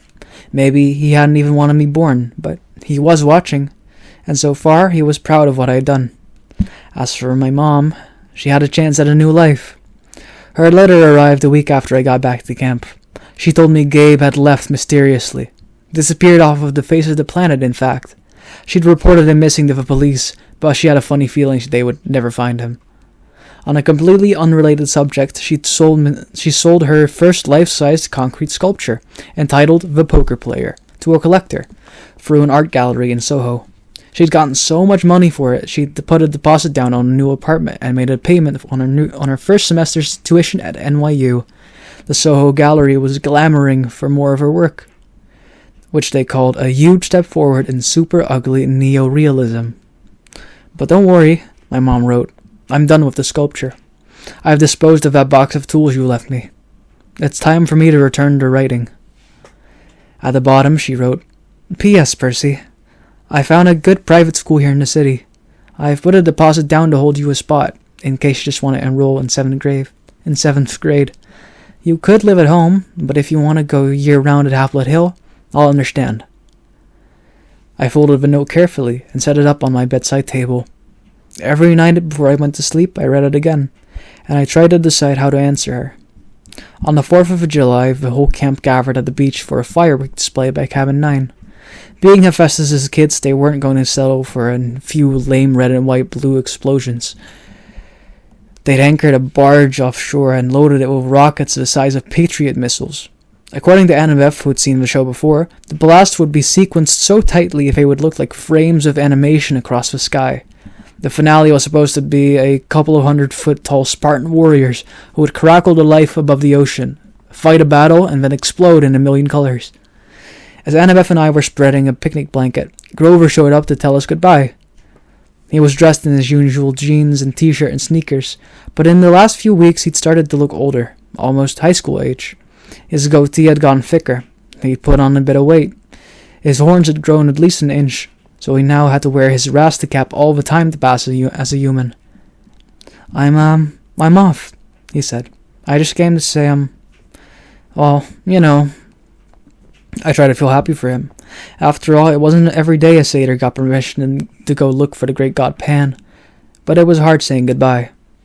I had only known Grover for a year, yet he was my oldest friend. Annabeth gave him a hug. She told him to keep his fake feet on. I asked him where he was going to search first. "Oh, it's kind of a secret," he said, looking embarrassed. "I wish you could come with me, guys, but humans and Pan..." "Yeah, we understand," Annabeth said. "You got enough tin cans for the trip?" "Yeah." "And you remembered your reed pipes?" "Geez, Annabeth," he grumbled. "You're like an old mama goat." But he didn't really sound annoyed. He gripped his walking stick and slung a backpack over his shoulder. He looked like any hitchhiker you might see on an American highway. Nothing like the little runty boy I used to defend from bullies at Yancey Academy. "Well," he said, "wish me luck." He gave Annabeth another hug. He clapped me on the shoulder, and then headed back for the dunes. Fireworks exploded to life overhead. Hercules killing the Nemean lion, Artemis chasing the boar, George Washington, who, by the way, was the son of Athena, crossing the Delaware. "Hey, Grover," I called. He turned at the edge of the woods. "Wherever you're going, I hope they make good enchiladas." Grover grinned, and then he was gone, the trees closing around him. "We'll see him again," Annabeth said. I tried to believe it.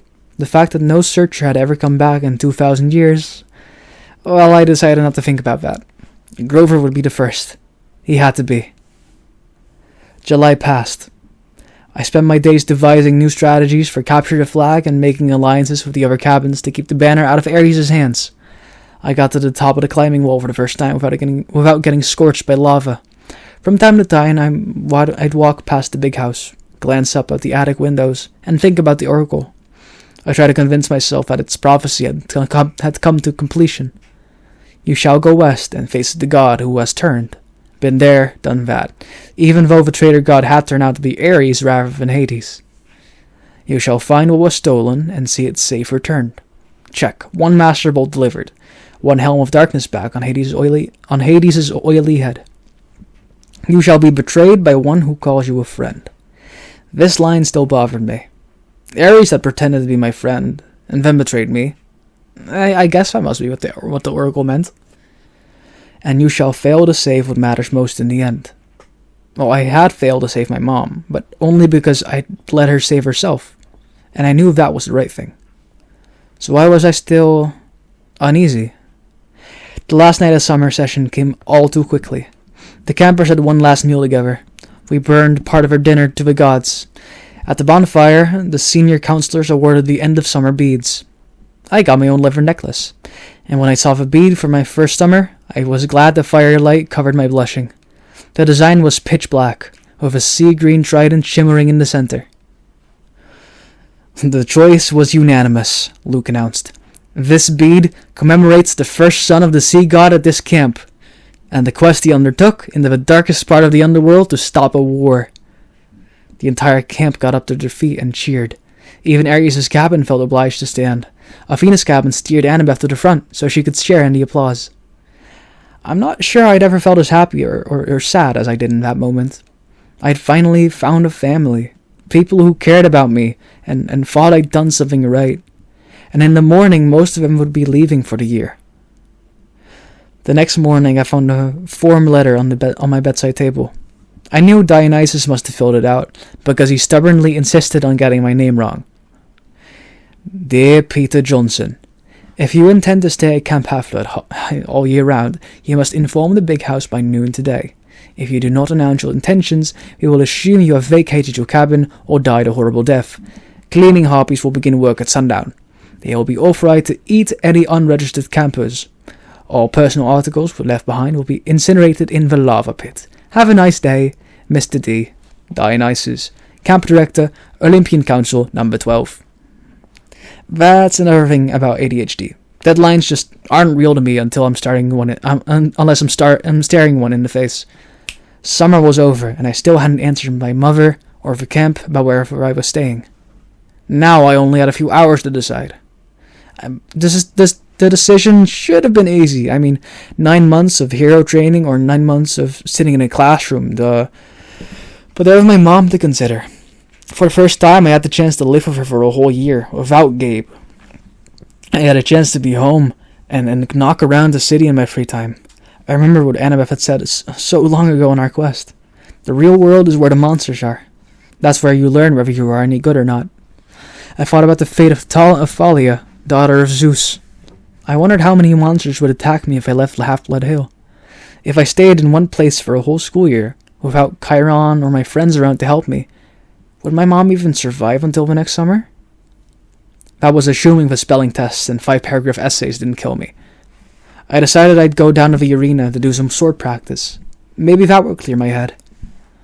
The campgrounds were mostly deserted, shimmering in the August heat. All of the campers were in their cabins packing up, or running around with brooms and mops, getting ready for final inspection. Argus was helping some of the Aphrodite kids haul their Gucci suitcases and makeup kits over the hill, where the camp's shuttle bus would be waiting to take them to the airport. Airports, Jesus. Don't think about leaving yet, I told myself. Just train. I got to the sword fighters arena and found that Luke had had the same idea. His gym bag was plopped at the edge of the stage. He was working solo, wailing on battle dummies with a sword I'd never seen before. It must have been a regular steel blade, because he was slashing the dummies' heads right off, stabbing through their straw-stuffed guts. His orange counselor's shirt was dripping with sweat. His expression was so intense, his life might have really been in danger. I watched, fascinated, as he disemboweled a whole row of dummies, hacking off limbs and basically reducing them to a pile of straw and armor. They were only dummies, but I still couldn't help being awed by Luke's skill. The guy was an incredible fighter. It made me wonder again how he possibly could have failed at his quest. Finally, he saw me, and stopped mid-swing. Percy. Oh, sorry, I said, embarrassed. Hey, it's okay, he said, lowering his sword. I'm just doing some last-minute practice. Yeah, those dummies won't be bothering anybody anymore. Luke shrugged. We build new ones every summer. Now that his sword wasn't swirling around, I could see something odd about it. The blade was 2 different types of metal. One edge bronze, the other steel. Luke noticed me looking at it. Oh, this? A new toy. This is Backbiter. Backbiter?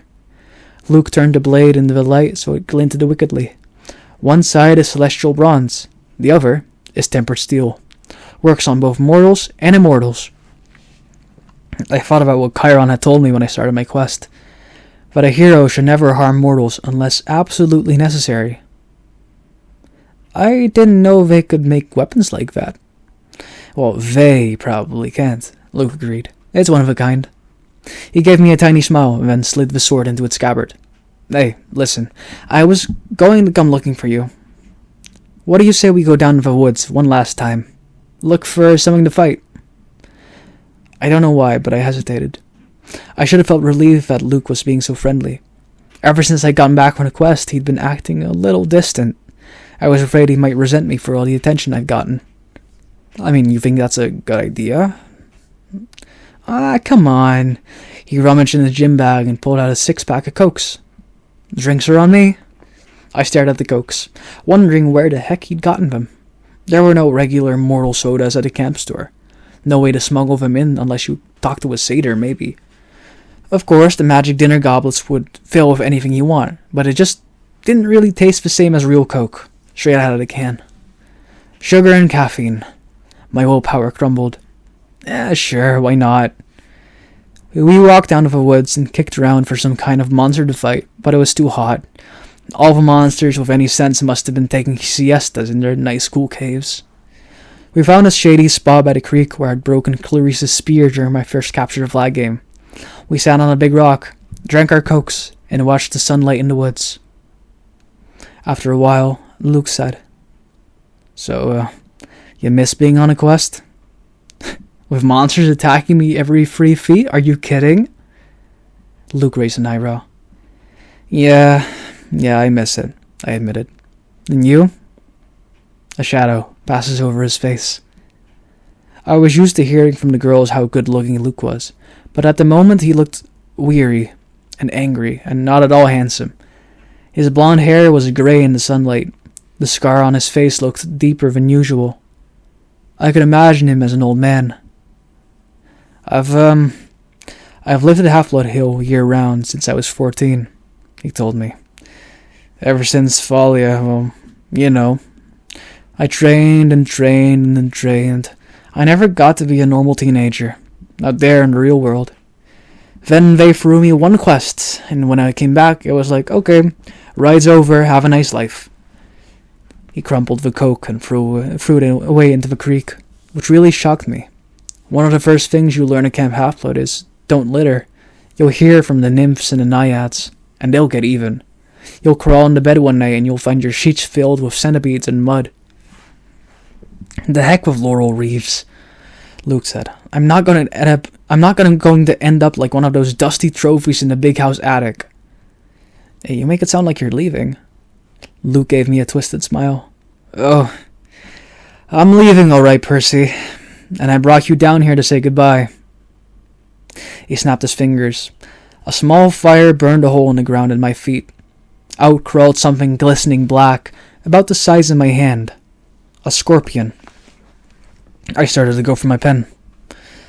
I wouldn't, Luke cautioned. Pit scorpions can jump up to 15 feet. Its stinger can pierce right through your clothes. Nah, you'll be dead in 60 seconds. Luke, what? And then it hit me. You will be betrayed by one who calls you a friend. You, I said. He stood calmly and brushed off his jeans. The scorpion paid him no attention. It kept its beady black eyes on me, clamping its pincers as it crawled into my shoe. I saw a lot out there in the world, Percy, Luke said. Didn't you feel it? The darkness gathering, the monsters growing stronger. Didn't you realize how useless it all is? All the heroic beings, pawns of the gods, they should have been overthrown thousands of years ago. But they've hung on, thanks to us, half-bloods. I couldn't believe this was happening. Luke, you're talking about our parents, I said. He laughed. And that's supposed to make me love them?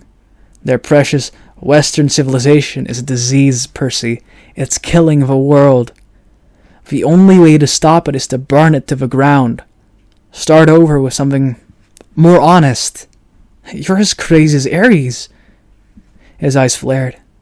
Ares is a fool. He never realized the true master he was serving. If I had time, Percy, I could explain. But I'm afraid you won't live that long. The scorpion crawled onto my pants leg. There had to be a way out of this. I needed time to think. Kronos, I said. That's who you serve. The air got colder. You should be careful with names, Luke warned. Kronos got you to steal the Master Bolt and the helm. He spoke to you in your dreams. Luke's eye twitched. He spoke to you too, Percy. You should have listened. He's brainwashing you, Luke. You're wrong. He showed me that my talents are being wasted. You know what my quest was 2 years ago, Percy? My father, Hermes, wanted me to steal a golden apple from the garden of the Hesperides and return it to Olympus. After all the training I'd done, that was the best he could think up. Well, that's not an easy quest, I said. Hercules did it. Exactly, Luke said. Where's the glory in repeating what others have done? All the gods know how to do is replay their past, and my heart wasn't in it. The dragon in the garden gave me this. He pointed angrily at his scar. And when I came back, all I got was pity. I wanted to pull Olympus down stone by stone right then, but I bided my time. I began to dream of Kronos. He convinced me to steal something worthwhile, something no hero had ever had the courage to take. When we went on a winter solstice field trip while the other campers were asleep, I snuck into the throne room and took Zeus's master bolt right from his chair.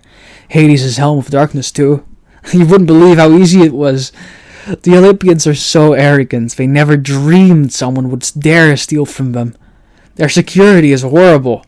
I was halfway across New Jersey before I heard storms rumbling, and then I knew how they'd discovered my theft. The scorpion was sitting on my knee now, staring at me with its glittering eyes. I tried to keep my voice level. So, why didn't you bring the items to Kronos? Luke's smile wavered. I got overconfident. Zeus sent out his sons and daughters to find the stolen bolt. Artemis, Apollo, my father Hermes.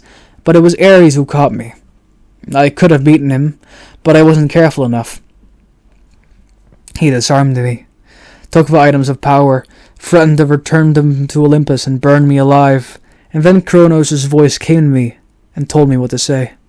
I put the idea in Ares' head about a great war between the gods. I said all he had to do was hide the items away for a while and watch the others fight. Ares got this wicked gleam in his eyes. I knew he was hooked. He let me go, and I returned to Olympus before anyone noticed my absence. Luke drew his sword. He ran his thumb down the flat of his blade, as if he were hypnotized by its beauty. Afterward, the Lord of the Titans, he punished me with nightmares. I swore not to fail again. Back at Camp Half-Blood, in my dreams, I was told that a second hero would arrive, one who could be tricked into taking the bolt and the helm and wrestled away, from Ares down to Tartarus. You summoned the Hellhound that night in the forest. We had to make Chiron think the camp wasn't safe for you, so he would start you on your quest. We had to confirm his fears that Hades was after you. Oh, and it worked. The flying shoes were cursed, I said. They were supposed to drag me in the back into Tartarus. Well, and they would have, if you had been wearing them, but you gave them to the satyr, which wasn't part of the plan. Grover messes up everything he touches. He even confused the curse. Luke looked down at the scorpion, which was now sitting on my thigh. You should have died in Tartarus, Percy. But don't worry, I'll leave you with my little friend to set things right. Thalia gave her life to save you, I said, gritting my teeth. And this is how you repay her? Do not speak of Thalia, he shouted. The gods let her die. That is one of the many things they will pay for. You're being used, Luke. You and Ares both. Do not listen to Kronos. I've been used. Luke's voice turned shrill. Look at yourself. What has your dad ever done to you? Kronos will rise. You've only delayed his plans. He will cast the Olympians into Tartarus and drive humanity back to their caves, all except the strongest, the ones who serve him. Call off the bug, I said. If you're so strong, fight me yourself. Luke smiled. Nice try, Percy. But I'm not Ares. You can't bait me.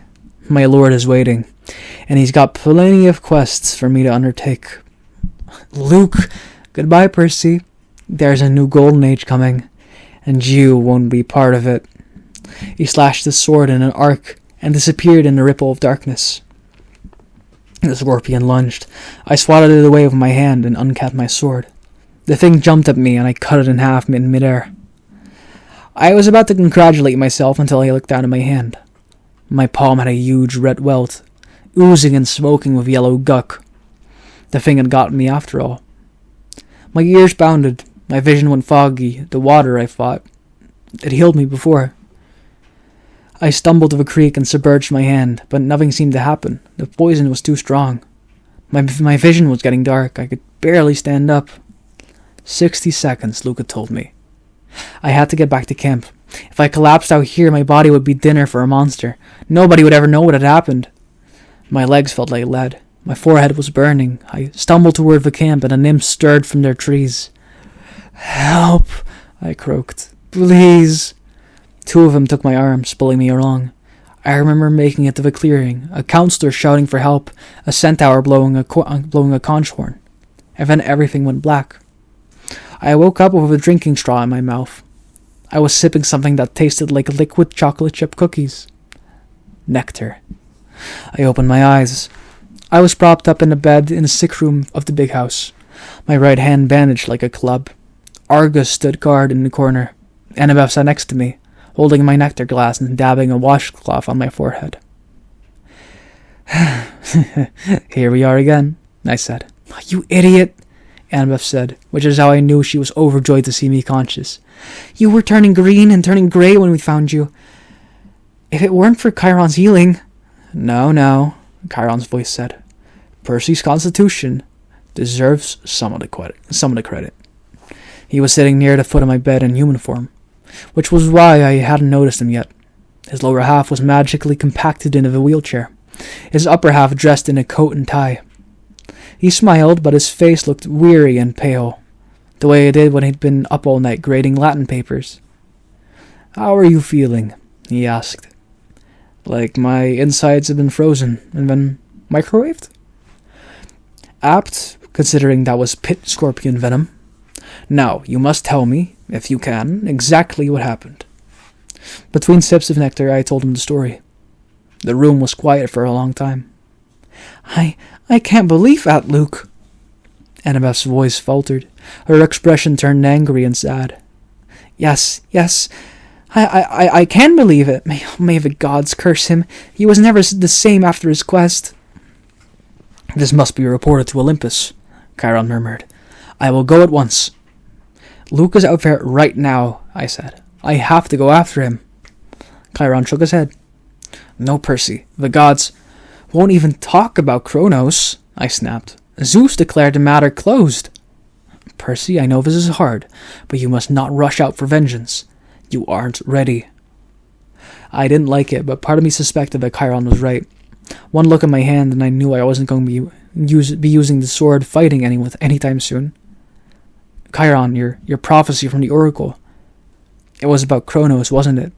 Was I in it? And Annabeth? Chiron glanced nervously at the ceiling. Percy, it isn't my place.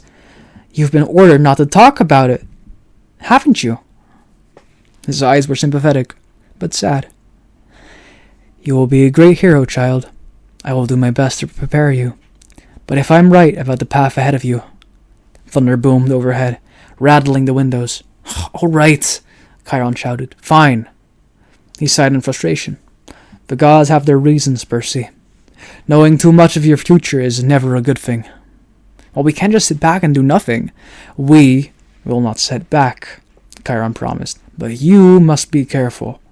Kronos wants you to come unraveled. He wants your life disrupted, your thoughts clouded with fear and anger. Do not give him what he wants. Train patiently. Your time will come. Well, assuming I live that long. Chiron put his hands on my ankle. You have to trust me, Percy. You will live, but first you must decide your path for the coming year. I cannot tell you the right choice. I got the feeling that he had a very definite opinion, and it was taking all of his willpower not to advise me. But you must decide whether to stay at Camp Halfland year-round, or return to the mortal world for 7th grade and be a summer camper. Think on that. When I get back from Olympus, you must tell me your decision. I wanted to protest. I wanted to ask him more questions, but his expression told me that there could be no more discussion. He had said as much as he could. I will be back as soon as I can, Chiron promised. Argus will watch over you. He glanced at Annabeth. Oh, and, my dear, whenever you're ready, they're here. Who's here? I asked. Nobody answered. Chiron rolled himself out of the room. I heard the wheels of his chair clunk carefully down the front steps, 2 at a time. Annabeth studied the ice in my drink. Hey, what's wrong? I asked her. Nothing. She set the glass on the table. I just took your advice about something. You need anything? Yeah, help me up. I want to go outside. Percy, that isn't a good idea. I slid my legs out of bed. Annabeth caught me before I could crumple to the floor. A wave of nausea rolled over me. Annabeth said. I told you. Hey, I'm fine, I insisted. I didn't want to lie in bed like an invalid while Luke was out there planning the destroy of a Western world. I managed to step forward, and then another, still leaning heavily on Annabeth. Argus followed us outside, but he kept his distance. By the time we reached the porch, my face was beaded with sweat. My stomach had twisted into knots, but I had managed to make it all the way to the railing. It was dusk. The camp looked completely deserted. The cabins were dark and the volleyball pit silent. No canoes cut the surface of the lake. Beyond the woods and the strawberry fields, the Long Island Sound glittered in the last light of the sun. What are you going to do? Annabeth asked me. I don't know. I told her I got the feeling from Chiron that he wanted me to stay year-round, to put in more individual training time, but I wasn't sure what I wanted. I admitted I'd feel bad about leaving her alone, though, with only Clarice for company. Annabeth pursed her lips, and then said quietly, I'm going home for the year, Percy. I stared at her. You mean to your dad's? She pointed toward the crest of the Haploid Hill, next to Thalia's pine tree. At the very edge of the camp's magical boundaries, a family stood, silhouetted. 2 little children, a woman, and a tall man with blonde hair. They seemed to be waiting. The man was holding a backpack that looked like the one Annabeth had gotten from Waterland in Denver. I wrote him a letter when we got back, Annabeth said. Just like you suggested. I told him I was sorry. I'd come home for the school year if he still wanted me. And he wrote back immediately. We decided we'd give it another try. Oh, that took guts. She pursed her lips. You won't try anything stupid during the school year, will you? At least not without sending me an iris message? I managed to smile. I won't go looking for trouble. Usually I don't have to. When I get back next summer, she said, we'll hunt down Luke. We'll ask for a quest, but if we don't get approval, we'll sneak off and do it anyway. Agreed? Sounds like a plan worthy of Athena. She held out her hand. I shook it. Well, take care, seaweed brain, Annabeth told me. Keep your eyes open. Yeah, you too, wise girl. I watched her walk up the hill and join her family. She gave her father an awkward hug and looked back at the valley one last time. She touched Thalia's pine tree, and then allowed herself to be led over the crest and into the mortal world. For the first time at camp, I felt truly alone. I looked out at the Long Island Sound, and I remembered my father saying, the sea does not like to be restrained. I made my decision. I wondered, if Poseidon were watching, would he approve of my choice? I'll be back next summer, I promised him. I'll survive until then. After all, I'm your son. I asked Argus to take me down to Cabin Free, so I could pack my bags for home.